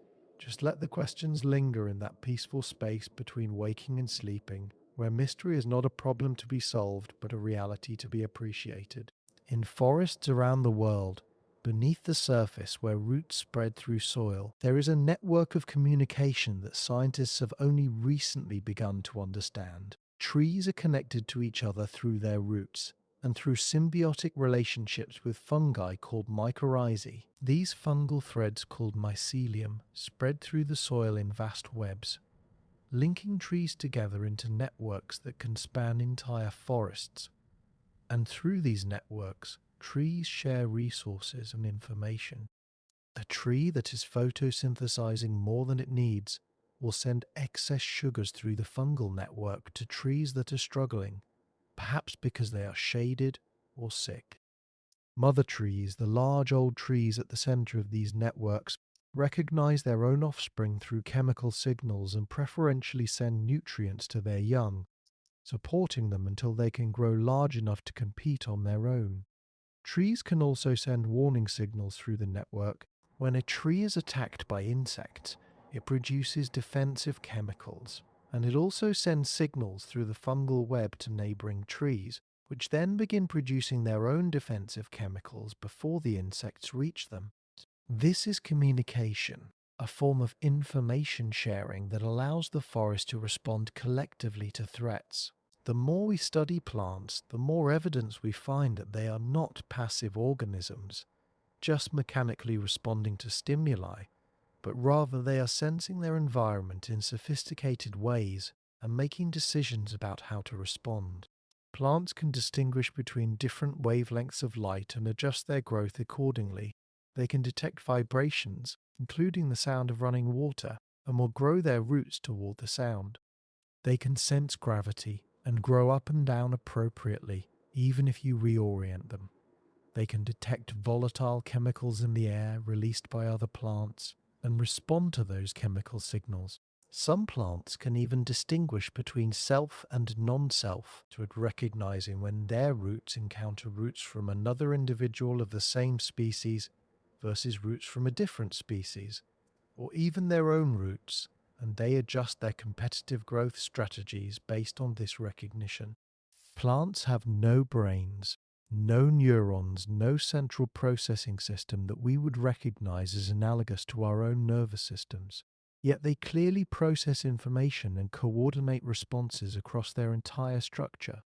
When a leaf on one side of a plant is damaged, the entire plant can respond with defensive measures, which means some signal must travel through the plant body conveying information about the damage. These signals include electrical impulses traveling through plant tissues in ways surprisingly similar to how signals travel through animal nerves, though much slower. Plants also use hydraulic signals, pressure waves moving through their water-conducting vessels, and they use chemical signals, hormones that spread through the plant to trigger responses in distant tissues. The coordination is remarkable given that there is no central coordinator, no brain making decisions. Instead, the plant functions as a distributed intelligence, with each part sensing and responding locally, while the whole achieves integrated behavior. This has led some researchers to propose that plants are intelligent in a way we have failed to recognize, because we have been looking for intelligence that resembles our own. We look for brains and neurons and rapid responses, but plant intelligence might be slower, more distributed, more embedded in biochemical processes than in electrical signals. It might be an intelligence so different from ours that we need new frameworks to understand it. Critics argue that calling this intelligence is an overreach, that what we observe in plants is just complex mechanisms, sophisticated biochemistry that looks purposeful but is really just molecules following physical laws. There is no awareness in a plant, they say, no subjective experience, no inner life, just input-output systems, however complex. But others point out that we cannot be certain of this, that we have no way to know what it is like to be a plant, if there is anything it is like at all. Consciousness and awareness might exist on a spectrum, with human consciousness at one end and simple responsiveness at the other, and plants might occupy some intermediate position, having some dim form of experience that is to our rich mental life as our dreams are to our waking awareness. We simply do not know and perhaps cannot know, but the more we discover about plant behavior, the harder it becomes to draw a sharp line between life that has inner experience and life that does not. What we can say with certainty is that plants are far more active and responsive and interconnected than we once believed. The forest is not a collection of independent trees competing for resources, but a community, a network, almost a single organism distributed across many bodies. The mycelium in the soil has been called the wood wide web. a natural internet connecting individuals and allowing for the flow of nutrients and signals. Some researchers have found that forests with more diverse and extensive fungal networks are healthier and more resilient, able to withstand droughts and diseases better than forests where the networks have been disrupted. This suggests that the network itself is functional, that it improves the survival of the whole system, which means natural selection would favor trees that participate in these networks, reinforcing the cooperative behavior over evolutionary time. But how did such networks arise? How did trees and fungi evolve this symbiotic relationship where each benefits from the other? The fungi receive sugars from the trees which the fungi cannot produce on their own because they cannot photosynthesize. The trees receive water and mineral nutrients from the fungi, which are better at extracting these from soil than roots alone. It is a mutualism, a win-win relationship, but like all mutualisms, it requires coordination and trust, if we can use that word. The tree must invest energy in feeding the fungus, energy it could use for its own growth, which is only worthwhile if the fungus reciprocates by providing benefits. There must be mechanisms to prevent cheating, to ensure that both partners contribute and that exploitation does not undermine the relationship. These mechanisms are chemical and regulatory, systems that have been tuned by millions of years of coevolution, but the result looks remarkably like cooperation and communication in animal societies, and it raises the question of whether the underlying principles might be the same. Perhaps cooperation and network intelligence are not unique to animals with brains, but rather are patterns that emerge whenever living systems interact over long periods, strategies that prove successful in a wide range of contexts, written into the fabric of life itself by evolution or by something deeper. As you rest here, breathing slowly, think about the fact that every breath you take brings in oxygen produced by plants, and every breath releases carbon dioxide that plants will absorb and use for photosynthesis. You are connected to the plant world by invisible cycles of gas exchange, part of a planetary network of respiration and growth that spans all life. The pattern includes you, links you to forests and fields and the algae in the oceans, and you are no more separate from them than the trees are separate from each other when their roots touch beneath the ground. The boundaries we perceive are real in a practical sense, but permeable and dependent. And the deeper you look, the more you find not isolated individuals, but interconnected systems, patterns within patterns, and perhaps some form of intelligence or purpose that runs through it all like a thread we are only beginning to trace. One of the most fascinating and least understood phenomena in science is emergence. The way complex systems develop properties that their individual components do not have. Water molecules are not wet. Wetness emerges from large collections of water molecules interacting. Neurons are not conscious. Consciousness emerges from networks of neurons firing in patterns. Ants following simple rules are not intelligent, but an ant colony displays collective intelligence that far exceeds any individual ant. In each case, the whole is not just greater than the sum of its parts, but qualitatively different, exhibiting behaviors and properties that cannot be predicted just by studying the parts in isolation.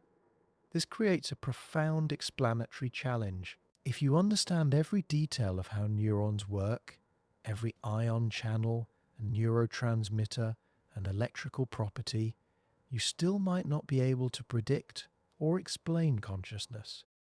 There seems to be a gap between the lower level description in terms of parts and the higher level description in terms of the whole, and bridging that gap is one of the central challenges in science and philosophy. Some argue that emergence is just a reflection of our ignorance, that if we had complete knowledge and unlimited computing power, we could derive all the properties of the whole from complete information about the parts and their interactions.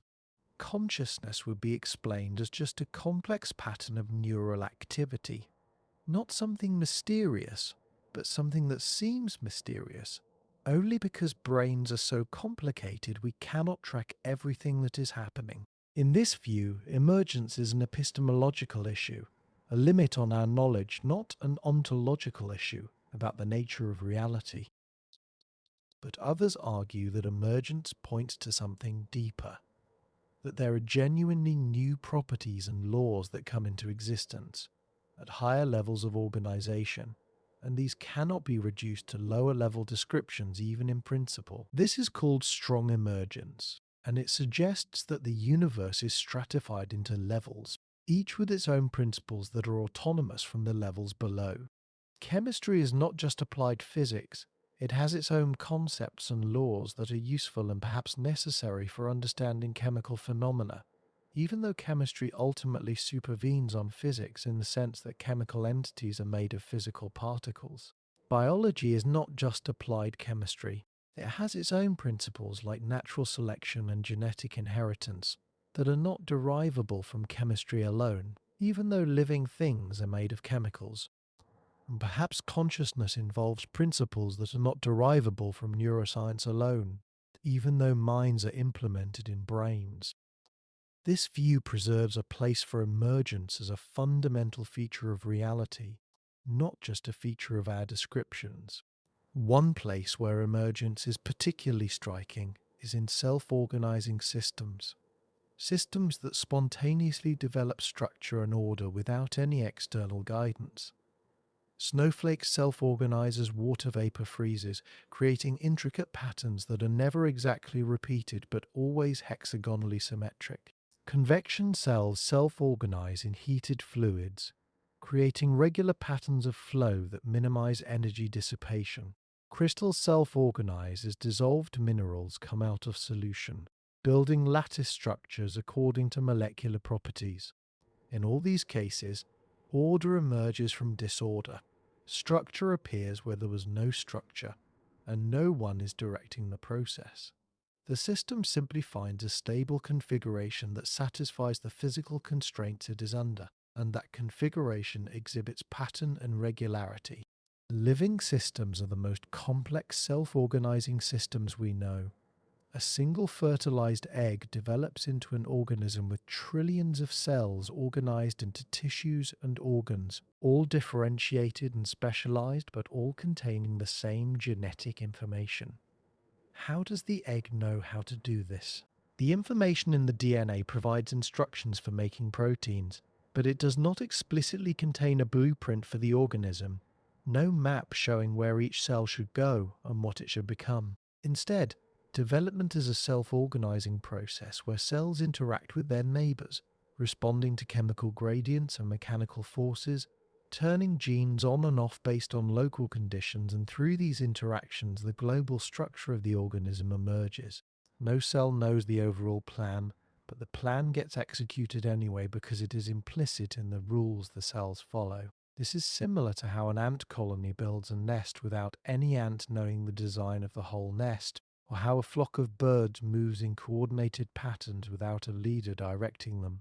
The order is distributed, encoded in the interactions rather than in any central controller. But the mystery is how such interaction rules could have evolved.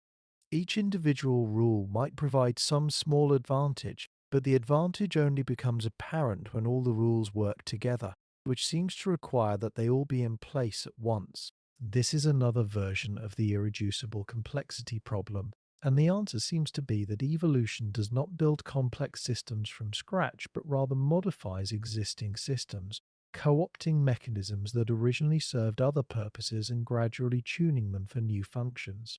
Development in early animals was probably much simpler than in modern animals, and over hundreds of millions of years, layer after layer of regulatory complexity has been added, each layer building on what came before, until we arrive at the astonishingly intricate processes we see today. At every stage, the system was functional, so natural selection could operate, but the endpoint is so far removed from the starting point that it is hard to imagine the path unless you study the intermediate forms that still exist in different branches of the animal tree. What all of this suggests is that the universe has a strong tendency to produce order and complexity, not despite the laws of physics, but because of them. The second law of thermodynamics says that entropy, disorder, tends to increase over time, and this is true for closed systems. But most systems are not closed. They exchange energy with their environment, and when energy flows through a system, the system can self-organize, creating local pockets of order at the expense of increasing disorder in the surroundings. Life is the most dramatic example of this, but it is not unique. Wherever there are energy gradients, whether heat flowing from hot to cold, or chemicals reacting or sunlight being absorbed, there is the potential for structure and pattern to emerge. The universe is full of energy gradients, and so it is full of opportunities for self-organization. And over billions of years, these opportunities have been realized in countless ways. From galaxies forming in the early universe to life emerging on at least one planet and probably many more, the pattern we have been tracing is not imposed from outside, but arises from within, from the intrinsic properties of matter and energy, and the laws that govern their interactions, and yet the fact that the laws are such that they produce this outcome rather than eternal featureless chaos is itself a pattern, a meta-pattern, the pattern of patterns, and it is here that the question of design or purpose becomes most acute. If the universe had been just slightly different, none of this would have happened, and as we discussed in the chapter on fine-tuning, that raises questions we cannot yet answer. But for now, let yourself marvel at the fact of emergence, the way complexity and order and beauty arise spontaneously from simplicity, the way the universe organizes itself at every scale from atoms to galaxies, creating nested hierarchies of structure where each level gives rise to new phenomena that could not have been predicted from the level below. And consider that you are one of those emergent phenomena, a pattern that became aware of itself, a piece of the universe that can contemplate the whole, and in that contemplation perhaps fulfill some purpose that was latent in the pattern all along, waiting for the right configuration of matter and energy to bring it into being. In the deep oceans, far below where light penetrates, whales sing songs that can travel hundreds of miles through the water. These are not simple calls but complex vocalizations with structure and repetition, phrases that are combined into themes and themes that are repeated in sequences lasting 20 minutes or more, and then the entire song cycle repeats. Humpback whales are the most famous singers and their songs change over time. All the males in a population sing the same song in a given year, but the song evolves gradually, with new phrases added and old ones dropped or modified, and by the next year the song is noticeably different.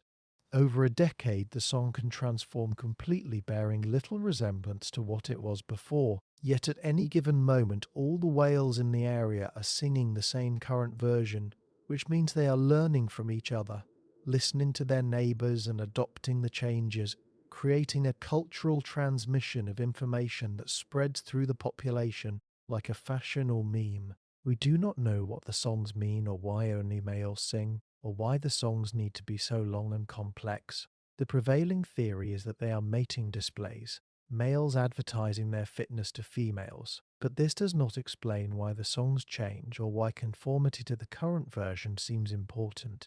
Some researchers suggest the songs might serve multiple purposes, perhaps also functioning as a way for whales to identify which population they belong to, or to coordinate movements across vast distances. The fact remains that we are listening to a communication system of remarkable sophistication in creatures whose brains are structured very differently from ours, and we have only scratched the surface of understanding what is being communicated. Other whale species use different types of sounds. Sperm whales produce clicks in patterns called codas, and different groups of sperm whales have different dialects, different sets of codas they use preferentially. Family groups can be identified by their coda repertoire, and this too is learned, passed down from mothers to calves through the generations. Orcas also have dialects, with different pods using different calls, and orcas from different populations that have been separated for thousands of years have calls so different that they might as well be speaking different languages.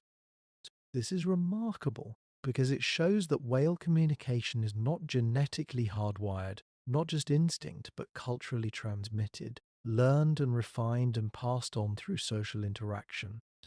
This is one of the hallmarks of human language, the fact that it is learned rather than innate. And finding it in whales suggests that the capacity for culture and language-like communication might be more widespread in the animal kingdom than we have traditionally believed. Whales also cooperate in sophisticated ways. Humpback whales have been observed using bubble nets to trap schools of fish, with multiple whales working together, some blowing bubbles in a circular pattern to create a net-like barrier while others vocalize to confuse the fish, and then all of them lunge up through the center of the bubble net with mouths open to engulf the concentrated prey.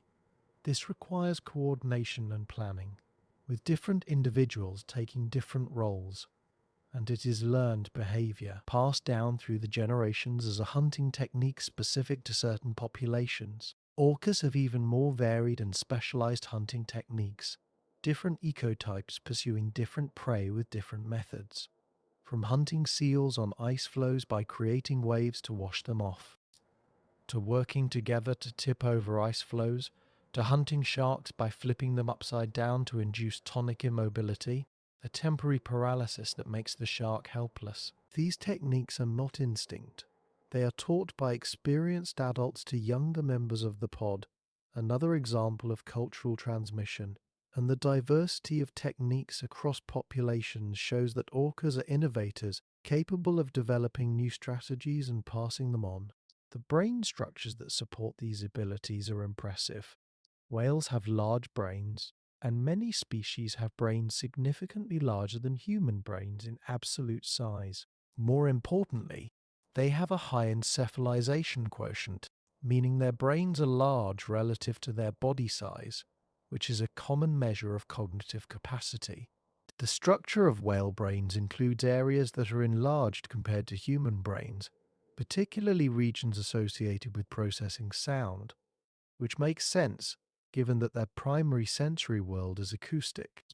But whales also have spindle neurons, a type of brain cell that in humans is associated with social cognition, empathy, and self-awareness. Spindle neurons are found in only a few mammal groups, humans and other great apes, elephants and cetaceans, which suggests that these groups have independently evolved similar neural structures to support similar cognitive functions. This is convergent evolution again, the same pattern arising in different lineages, and it hints that there might be something about social living and complex communication that pushes evolution toward these particular solutions. When we try to understand what it is like to be a whale, we face enormous challenges. Their sensory world is so different from ours, dominated by sound rather than sight, with echolocation allowing them to perceive their environment in ways we can barely imagine. They can sense the shape and texture and internal structure of objects through the reflections of their clicks, creating a kind of acoustic image that might be as rich and detailed as our visual images. They live in three-dimensional environments where movement is possible in all directions, not restricted to surfaces as most human activity is. They form social bonds that can last decades, relationships with complexity and depth that we are only beginning to appreciate. And they have lifespans similar to humans in many species, with orcas living 70 years or more, which means they accumulate decades of experience and knowledge, becoming repositories of information that they can share with younger generations. There are stories difficult to verify but reported by indigenous peoples and some researchers of whales behaving in ways that seem to show empathy or even ethical consideration toward other species, including humans. Humpback whales have been observed intervening to protect seals from orcas, not because they gain anything from it, but apparently just to disrupt the hunt. And there are reports of humpbacks intervening to protect human divers from sharks. Whales have been seen supporting injured or dying companions, holding them at the surface to breathe, behavior that looks like grief or compassion. If these reports are accurate, and they are consistent enough that many researchers take them seriously, then whales have something like a moral sense, a concern for others that extends beyond their own species and their own immediate kin. This would be extraordinary. a form of intelligence that includes not just problem solving and communication, but values and care. We do not know if any of this amounts to what we would call consciousness or self-awareness, but the evidence is suggestive. Whales pass the mirror test in some studies, recognizing their own reflections, which is considered a marker of self-awareness, though the test is controversial and might not be appropriate for animals whose primary sense is not vision. They show behavior that looks intentional and goal-directed, not just reactive. They learn and innovate and teach. They form cultures. They communicate in complex ways we do not yet understand. And they have brains with structures associated in humans with the highest cognitive functions. It seems increasingly difficult to deny that there is someone home inside a whale, some form of subjective experience, some inner life that might be as rich as our own, even if utterly different in its details. As you drift towards sleep, think about what it means that we share the planet with other intelligences, minds shaped by evolution along paths separate from ours but converging on similar solutions, and consider that the pattern we have been tracing is not exclusive to humanity. That intelligence and awareness and even culture and language have emerged multiple times in the history of life, and that perhaps these are not rare accidents but natural outcomes, patterns that the universe tends toward when conditions are right, expressions of some deeper principle that favors the emergence of beings who can think and feel and communicate and wonder about their place in the cosmos. And if that is true, then we are not alone even on our own planet, let alone in the vastness of space where other patterns might be unfolding on other worlds. Other intelligences asking the same questions we are asking tonight. As you lie here in the dark, letting these ideas carry you gently towards dreams where whales sing songs you almost understand. There is something odd about time, something that distinguishes it from the three dimensions of space in a fundamental way. You can move forward or backward in space, left or right, up or down, and the laws of physics work the same in both directions. But time seems to have an arrow, a direction that only goes one way. You remember the past, but not the future. Eggs break, but do not spontaneously unbreak.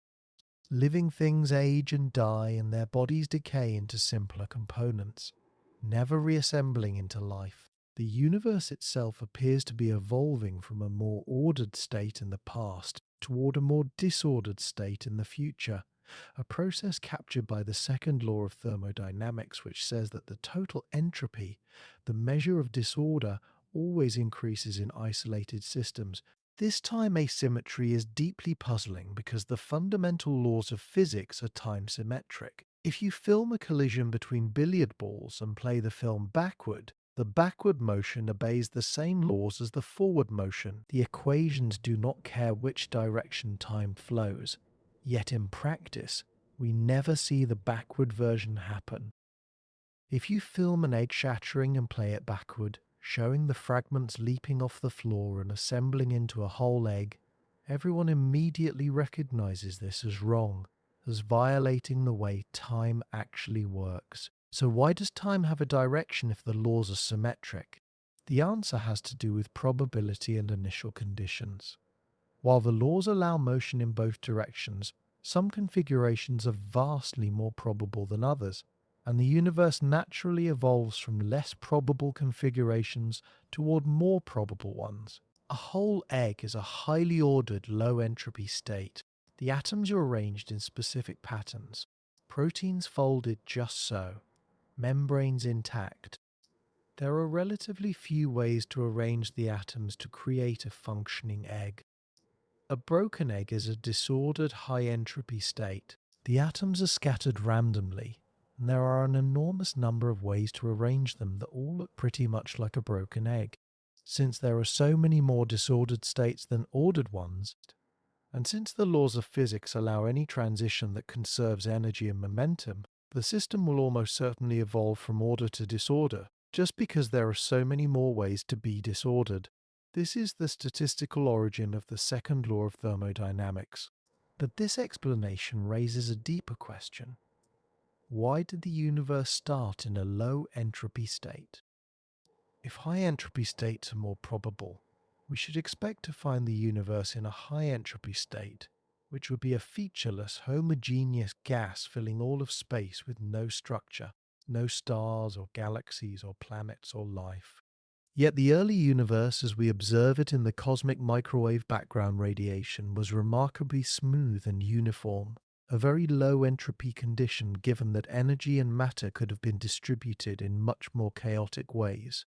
And from that smooth beginning, gravity caused matter to clump together into stars and galaxies, which seems like a decrease in entropy, like order increasing rather than decreasing.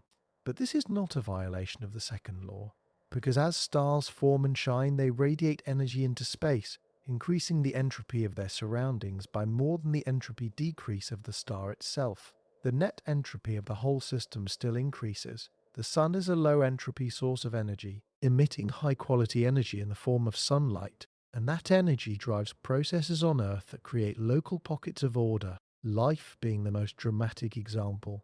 But all of this order is paid for by the entropy increase elsewhere, ultimately in the sun and in the radiation dispersing into the universe. So the second law is upheld, but only because the universe started in an extremely special low entropy state. Why? This is one of the deepest unsolved questions in cosmology. Some suggested as a consequence of the Big Bang itself, that whatever process created the universe naturally produced a low entropy beginning. Inflation. The theory that the universe underwent a period of exponential expansion in its first moments might explain this by smoothing out irregularities and creating the uniform initial state we observe.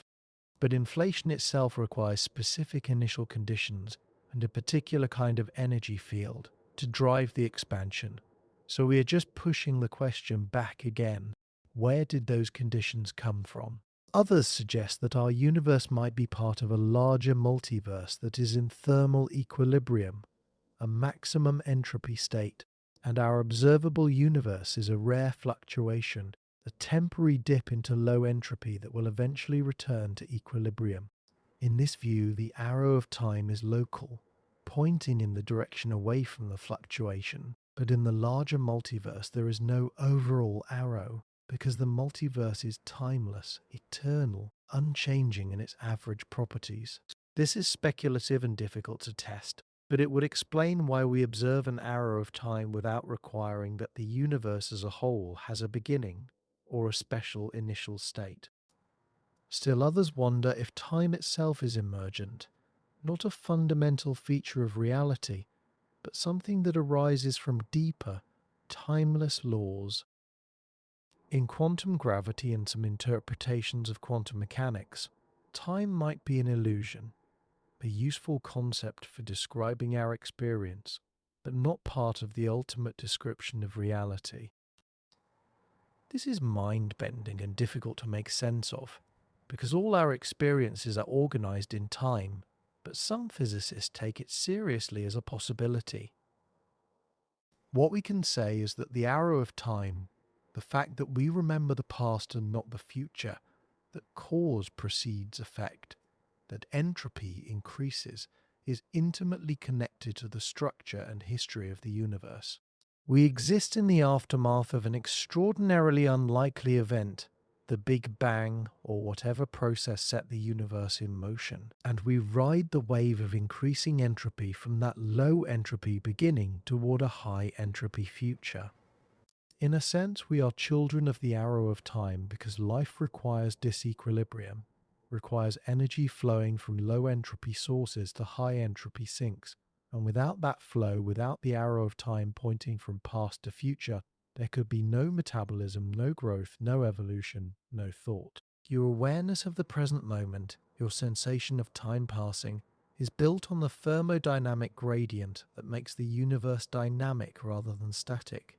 As you rest here, you are moving forward in time at 1 second per second, as everyone and everything always does, but you are also part of the cosmic process of entropy increase, your body converting organized energy into waste heat, your thoughts and actions dissipating into the environment, and one day you will return to the earth and the atoms that make you will scatter and be recycled into other forms, and the pattern that is you will dissolve, but the matter and energy will remain, transformed but not destroyed, and perhaps in some future configuration those atoms will be part of another pattern, another being, another moment of awareness in the long story of the universe unfolding from order toward disorder, creating temporary islands of complexity and beauty and consciousness in the flow, and the fact that such islands exist at all, that the universe is not already in thermal equilibrium but is still rich with structure and gradients and life, is perhaps the most profound evidence we have that something remarkable happened at the beginning, some condition or choice or necessity that set the initial state to be just right for everything that followed. And whether you call that design or luck or the working out of some principle we do not yet understand, it is something to wonder at as you drift into sleep, letting go of time and thought, and dissolving into the timeless present, where dreams wait. No organism exists in isolation. Every living thing is connected to other living things through relationships of astonishing complexity and specificity. These relationships form webs, networks where each species is a node and each interaction is a link, and the structure of these webs determines the health and stability of ecosystems. A simple example: plants use sunlight to produce sugars through photosynthesis. Herbivores eat plants, converting plant matter into animal matter. Carnivores eat herbivores, transferring energy up the food chain. Decomposers break down dead plants and animals, returning nutrients to the soil where plants can use them again. This is a cycle. Matter flowing in loops, energy flowing from the sun through the system, and ultimately radiating away as heat. And the whole thing is self-sustaining as long as the sun keeps shining and the cycles keep turning. But this simple description hides vast complexity. There are not just a few species of plants and herbivores and carnivores, but thousands or millions in a large ecosystem, each with specific requirements and roles. Many relationships are mutualisms where both species benefit, like the plants and their mycorrhizal fungi we discussed earlier, or bees pollinating flowers while gathering nectar, or cleaner fish removing parasites from larger fish. Other relationships are predatory or parasitic, where one benefits at the expense of the other, yet even these can stabilize ecosystems by preventing any one species from becoming too dominant. Predators keep herbivore populations in check, preventing them from overgrazing plants. Parasites can regulate host populations, ensuring that no single species monopolizes resources. The balance is dynamic, always shifting, but in a mature ecosystem, there is resilience, the ability to absorb disturbances and return to a stable state. This resilience comes from redundancy and diversity, the fact that many species can perform similar roles, so if one species declines, others can fill the gap. But the resilience is not unlimited. If too many species are lost or if key species are removed, the whole system can collapse, shifting into a different state that might be much less diverse and productive. These key species, called keystone species, have disproportionate effects on the ecosystem relative to their abundance. The classic example is the sea otter on the Pacific coast of North America. Otters eat sea urchins, and sea urchins eat kelp. When otters are present, they keep urchin numbers low, and kelp forests thrive, providing habitat for countless other species. When otters were hunted nearly to extinction, urchin populations exploded, and they grazed the kelp forest down to bare rock, creating urchin barrens that supported far less diversity. The otters were a keystone, and removing them caused the entire arch to collapse. Similar patterns have been found in many ecosystems, with predators, ecosystem engineers like beavers that create ponds, or certain plants that many other species depend on acting as keystones. The web of life is not just a network of feeding relationships, but also a network of information and regulation. Ecosystems exhibit homeostasis, the maintenance of stable conditions through feedback loops, much like a living organism regulates its internal environment. If a herbivore population grows too large, food becomes scarce and the population declines. If a predator population grows too large, prey becomes scarce and the predator population declines, allowing prey to recover. These are negative feedback loops that dampen fluctuations and maintain equilibrium. But there are also positive feedback loops that can amplify changes, and these can lead to tipping points where the system shifts abruptly from one state to another. Understanding these dynamics is critical as we face global environmental changes because ecosystems that appear stable can suddenly collapse if pushed past a threshold. And once collapsed, they may not recover even if the original conditions are restored. The interconnectedness extends beyond local ecosystems. Migratory species link distant regions, carrying nutrients and energy from one place to another. Salmon born in freshwater streams swim to the ocean where they grow, then return to their birth streams to spawn and die, and their bodies bring ocean nutrients into the forest, fertilizing trees and feeding bears and eagles and countless other creatures. Whales diving deep and surfacing bring nutrients from the depths to the surface waters, supporting plankton blooms that feed fish and sequester carbon. Dust from the Sahara Desert blows across the Atlantic and deposits nutrients in the Amazon rainforest, supporting the productivity of the forest. The entire Earth is interconnected, a single system with flows and cycles operating at every scale, from microbes in the soil to currents in the ocean to winds in the atmosphere. This global web is sometimes called Gaia, after the hypothesis proposed by James Lovelock that the Earth functions as a kind of superorganism, self-regulating to maintain conditions suitable for life. The hypothesis is controversial in its strong form. The idea that the Earth is literally alive or that life actively controls the environment to optimize its own survival. But in a weaker form, it is widely accepted that life and the environment are deeply interconnected, that life modifies the environment, and the environment shapes life in feedback loops that have stabilized Earth's climate and chemistry over billions of years, despite changes in solar output and other external factors. For example, life produces oxygen through photosynthesis and consumes it through respiration, and the balance between production and consumption has kept oxygen levels in the atmosphere relatively stable for hundreds of millions of years. Life also regulates the carbon cycle, with plants removing carbon dioxide from the air and incorporating it into their bodies, and decomposition and respiration releasing it back. Over geological time, some carbon gets buried in sediments and rocks, removing it from the active cycle, and volcanic activity releases some of that buried carbon back into the atmosphere. The rates of these processes balance in such a way that carbon dioxide levels, and therefore climate, have remained within a range compatible with life, even as the sun has gradually brightened over the Earth's history. Some see this balance as evidence of design, a planet fine-tuned for life, but others see it as a consequence of life itself, of organisms evolving to exploit every available niche, and in doing so creating feedbacks that regulate the whole system. It is hard to disentangle cause and effect in such a complex system, and perhaps the distinction is not meaningful.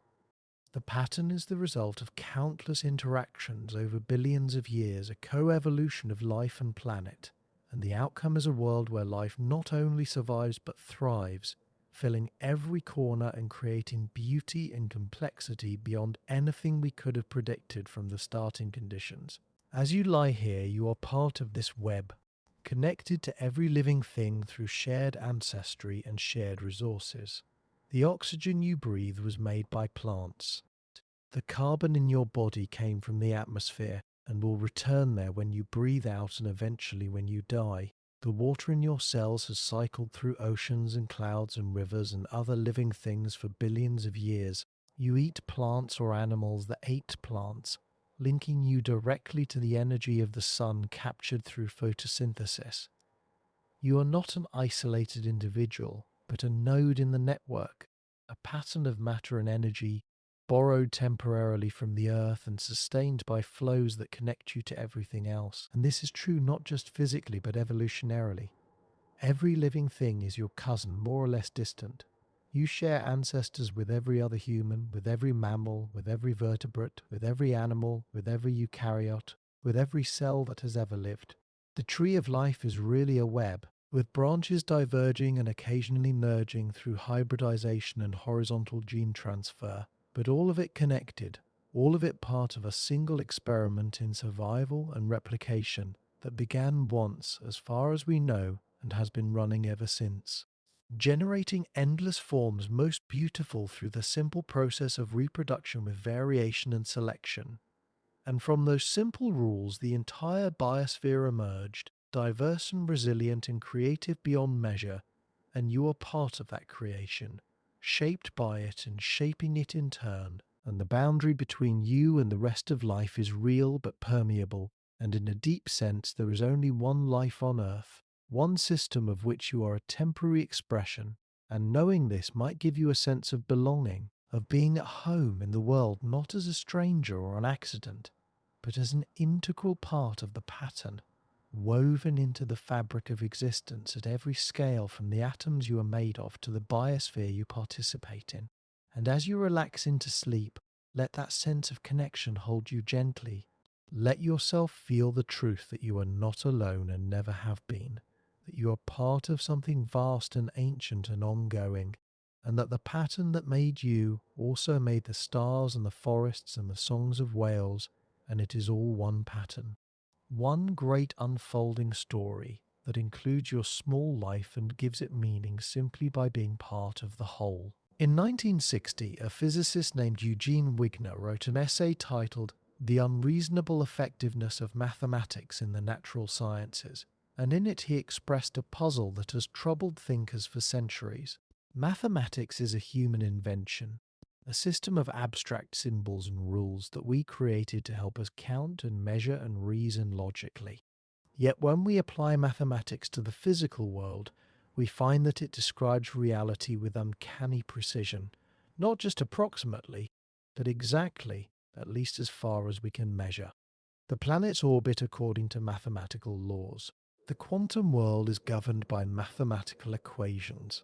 Even phenomena far removed from everyday experience, like black holes and the expansion of the universe, obey mathematical relationships that we can write down and use to make predictions that turn out to be correct.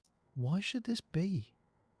Why should the universe care about our mathematical abstractions? One possible answer is that mathematics is not really invented but discovered, that mathematical truths exist independently of human minds, and we are simply uncovering relationships that are already there in some platonic realm of abstract forms. In this view, the reason mathematics describes reality so well is that reality is fundamentally mathematical, that the universe is not just described by math but is made of math, and physical objects are instantiations of mathematical structures. This is a bold claim, and it has been defended by some physicists and philosophers, but it raises as many questions as it answers. What does it mean for a mathematical structure to exist if no one is thinking about it? Where is this platonic realm, and how do we access it? Another answer is that mathematics is effective because we have shaped it over centuries to match the patterns we observe in nature. We invent mathematical concepts to solve practical problems, and we keep the concepts that work and discard the ones that do not. So of course the mathematics we end up with describes reality well, because we designed it to do so. But this cannot be the whole story, because mathematics often predicts things we have not yet observed, and when we finally look, we find that the predictions are correct. This suggests that the math is capturing something real, not just summarizing observations.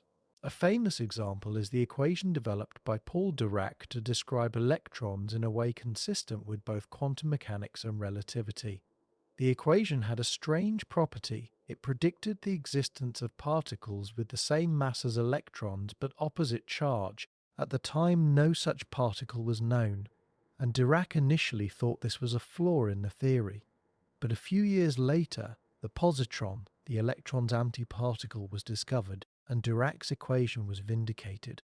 The math had predicted reality before reality was observed, which is hard to explain if math is just a human invention tailored to known phenomena.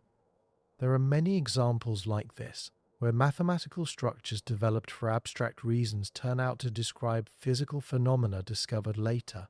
Group theory, a branch of abstract algebra invented in the 1800s for purely mathematical reasons, turned out to be essential for understanding symmetries in particle physics a century later. Non-Euclidean geometry, developed in the 1800s as a mathematical curiosity exploring what happens if you change the rules of geometry, turned out to be exactly what Einstein needed to describe curved space-time in general relativity.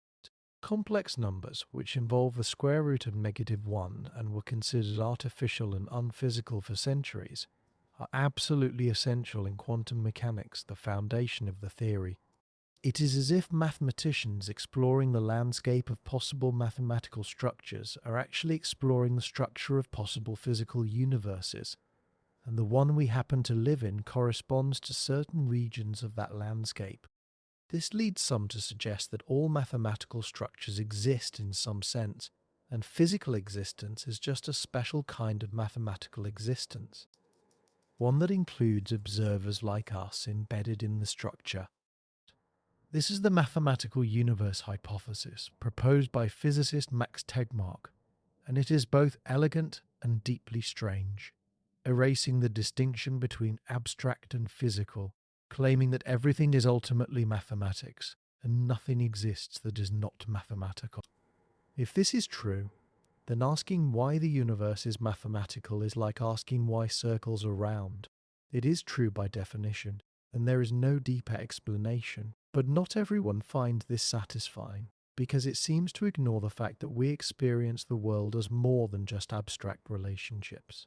There is something it is like to be conscious, to feel pain and pleasure, to see colours and hear sounds, and it is not clear how mathematical structures could produce subjective experience. Perhaps the mathematical universe hypothesis is incomplete, missing some crucial ingredient. Or perhaps our concepts of experience and subjectivity are confused, and what we call consciousness is actually just what certain mathematical structures feel like from the inside, if they can be said to feel like anything at all. These are deep waters, and we are not close to resolving the questions, but the effectiveness of mathematics remains a clue, a hint that the universe is not arbitrary, that there are patterns and regularities at the deepest levels, and that human minds are capable of grasping those patterns, even though we are tiny, ephemeral creatures living on a small planet orbiting an ordinary star in an unremarkable corner of space. The fact that we can understand anything about the universe, that we can write down equations that predict the motion of galaxies and the behavior of subatomic particles, is itself astonishing, and it suggests some deep kinship between mind and cosmos, between the patterns of thought and the patterns of reality. Perhaps the universe is comprehensible because it is rational, and it is rational because it is mathematical, and it is mathematical because that is the only way a universe could be. Or perhaps there are other possibilities we cannot imagine, and we are trapped in our mathematical way of thinking, unable to see beyond it to whatever else might exist. But for now, mathematics is our best tool for peering into the structure of reality, and it continues to reveal new wonders and new mysteries, and every answer raises new questions, pulling us deeper into the pattern.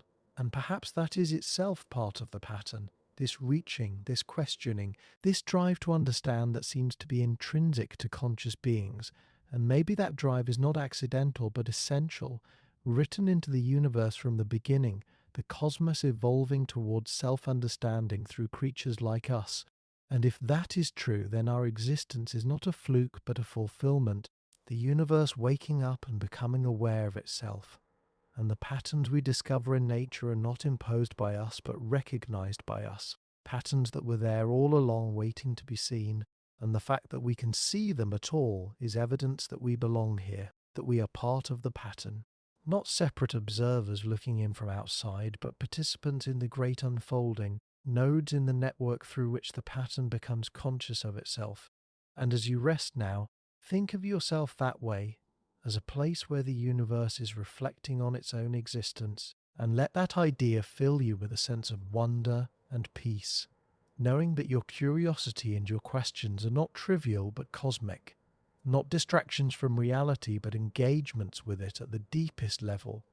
And as you drift into sleep, carry that wonder with you into dreams where the patterns continue to unfold in ways beyond words or symbols, where meaning and being merge into one, and there is only the pattern, infinite and eternal, and you are it, and it is you, and there is nothing else, and never was, and never will be. We have journeyed through forests and oceans, through quantum fields and cosmic expanses, through the microscopic machinery of cells and the vast networks of ecosystems, tracing patterns that appear at every scale and in every context. Patterns that seem to point towards something beyond mere mechanism, some principle of order and complexity and meaning that runs through the universe like a hidden thread.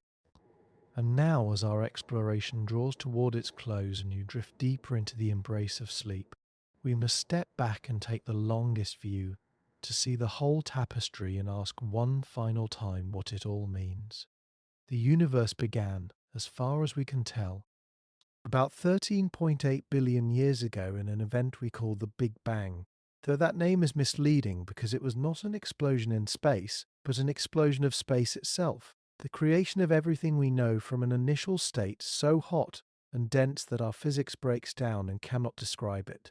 In the first moments, only energy existed, and then as the universe expanded and cooled, that energy condensed into particles, quarks, and electrons, and those particles combined into protons and neutrons, and those combined into the simplest atomic nuclei, hydrogen and helium. For hundreds of thousands of years, the universe was a hot, opaque plasma, too hot for atoms to form, but then it cooled enough that electrons could settle into orbits around nuclei, and the first atoms appeared, and with them the universe became transparent, light able to travel freely through space for the first time. That ancient light still fills the universe today as the cosmic microwave background, a faint glow in every direction that tells us about the early universe if we know how to read it. Over millions of years, gravity pulled matter together into the first stars, and those stars ignited, fusing hydrogen into helium and releasing energy, shining light into the darkness. Inside those stars, heavier elements were forged, carbon and oxygen and nitrogen and iron, the building blocks of planets and life.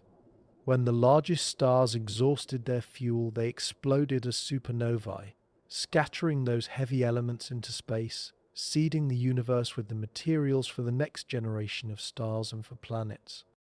Our Sun is a third-generation star made from the debris of earlier stars, and the Earth is made from the same materials, which means every atom in your body heavier than hydrogen was created in the heart of a star billions of years ago, cooked in nuclear furnaces and blasted into space in violent explosions, drifting through the void until gravity gathered them into our solar system, and eventually into the planet where life began, and into the life that led to you. You are stardust, as Carl Sagan famously said, the universe made conscious matter that has organized itself into patterns complex enough to reflect on their own existence. How did this happen? How did unconscious atoms become conscious beings? The full answer is not known, but we can trace the broad outline. On Earth, about 4 billion years ago, chemistry became biology, simple molecules organizing into self-replicating systems, the first life. Those systems evolved, diversifying and complexifying, developing new capabilities, and over immense stretches of time the tree of life branched into millions of species, each adapted to particular environments, each playing roles in ecosystems. Some lineages developed nervous systems, concentrations of nerve cells that could process information and coordinate responses more quickly than chemical signaling alone. Those nervous systems became more complex in some groups, centralizing into brains, and brains opened up new possibilities, learning and memory, and eventually something like thought. In some species, social behavior evolved, and with it came communication and cooperation, and in at least one species, that combination of big brains and social living led to language, to cumulative culture, to the ability to pass on knowledge and build on the discoveries of previous generations. And from that came agriculture and cities and writing and science, and now here we are, a species that has existed for only a few 100,000 years, a blink in geological time. Yet we have transformed the planet and sent emissaries to the edges of the solar system and peered back to the beginning of time itself. And we have asked the question that echoes through this entire exploration. Was any of this meant to happen? Or is it all just an accident? A random walk through the space of possibilities that happened to produce observers in one tiny corner of an indifferent cosmos? The evidence we have examined points in both directions. On one hand, the laws of physics and chemistry seem exquisitely fine-tuned to allow for complexity in life, and the patterns we see, the golden ratio and the fractals and the emergence of order from chaos, suggest that the universe is not just random but has built-in tendencies towards structure and organization. On the other hand, every specific outcome, every particular species and ecosystem and planet seems contingent, the result of historical accidents and local conditions, and we have no reason to think that life on Earth or human consciousness in particular was inevitable or intended. Perhaps the right way to think about it is that the universe is designed or structured in such a way that it inevitably produces some kind of complexity in consciousness somewhere, but the details of where and when and in what form are not determined in advance, left open for the unfolding of history and chance to fill in. In this view, the pattern is real but flexible, a set of possibilities rather than a fixed blueprint, and we are one instantiation of that pattern. One way the universe has found to become aware of itself, but probably not the only way. Likely not even the most common way in the vastness of space and time. If there is design, it is a design that embraces chance, that uses randomness as a creative force, exploring the space of possible forms through the trial and error of evolution and emergence.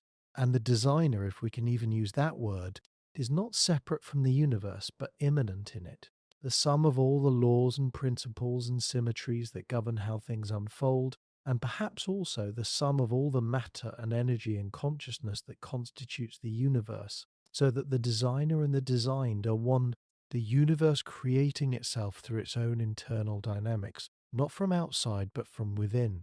This is not the God of traditional religion, not a personal being with intentions and desires, but it is not purely mechanical either, not just blind forces pushing matter around according to equations. It is something in between, or perhaps beyond both, a reality that is both lawful and creative, both determined and free, both impersonal and, in places where consciousness arises, deeply personal, because in those places the universe is experiencing itself caring about its own existence, valuing some outcomes over others, and that valuing is as real as any physical force, even if it does not fit neatly into our current scientific frameworks. You are one of those places, a location where the universe has become self-aware, and your experience matters not just to you but cosmically, because it is part of the pattern, part of what the universe is doing. And without beings like you to witness and appreciate and wonder, much of what exists would remain potential, like a symphony written but never performed, and perhaps that is the purpose, if there is one, to actualize the potential, to bring the pattern into awareness, to create beauty and meaning from the raw materials of matter and energy and the laws that govern their interactions. As you sink into sleep, let go of the need for certainty or final answers, and embrace the mystery, the profound strangeness of existence, the fact that anything exists at all and that you are here to experience it, part of an unfolding story that began long before you and will continue long after. A story without a single author or a predetermined ending. A story being written by the universe itself through every event and every choice, and you're one of the writers, contributing your chapter, your small but irreplaceable part of the whole. And that is enough, more than enough. It is everything. And as the darkness of sleep takes you, know that the pattern continues in your dreams and beyond them, in the morning that will come, and in all the mornings after that, in the lives that will follow yours, and the patterns they will discover and create. And that the great question we have been asking tonight has no final answer, because it is not the kind of question that can be answered once and for all. It is a living question, a question that must be asked again by every generation and every mind. And in the asking, we participate in the pattern. We become part of the intelligence we are seeking. And perhaps that is the deepest truth, that the lost intelligence is not lost at all, but found here, in you, in the wonder and the questioning and the slow, peaceful drift towards sleep, where the pattern continues in forms beyond words, and you are home, you are safe, you are part of something vast and beautiful and ongoing, and you can rest now, knowing that the pattern holds you and has always held you and will always hold you, and there is nothing to fear and nothing to solve, only this moment, this breath, this gentle fading into dreams where the answers we seek are not spoken but known, not found but remembered, not discovered but revealed, and the pattern in the wild is the pattern in you, and it was never designed by a lost intelligence, but by an intelligence that is finding itself through you.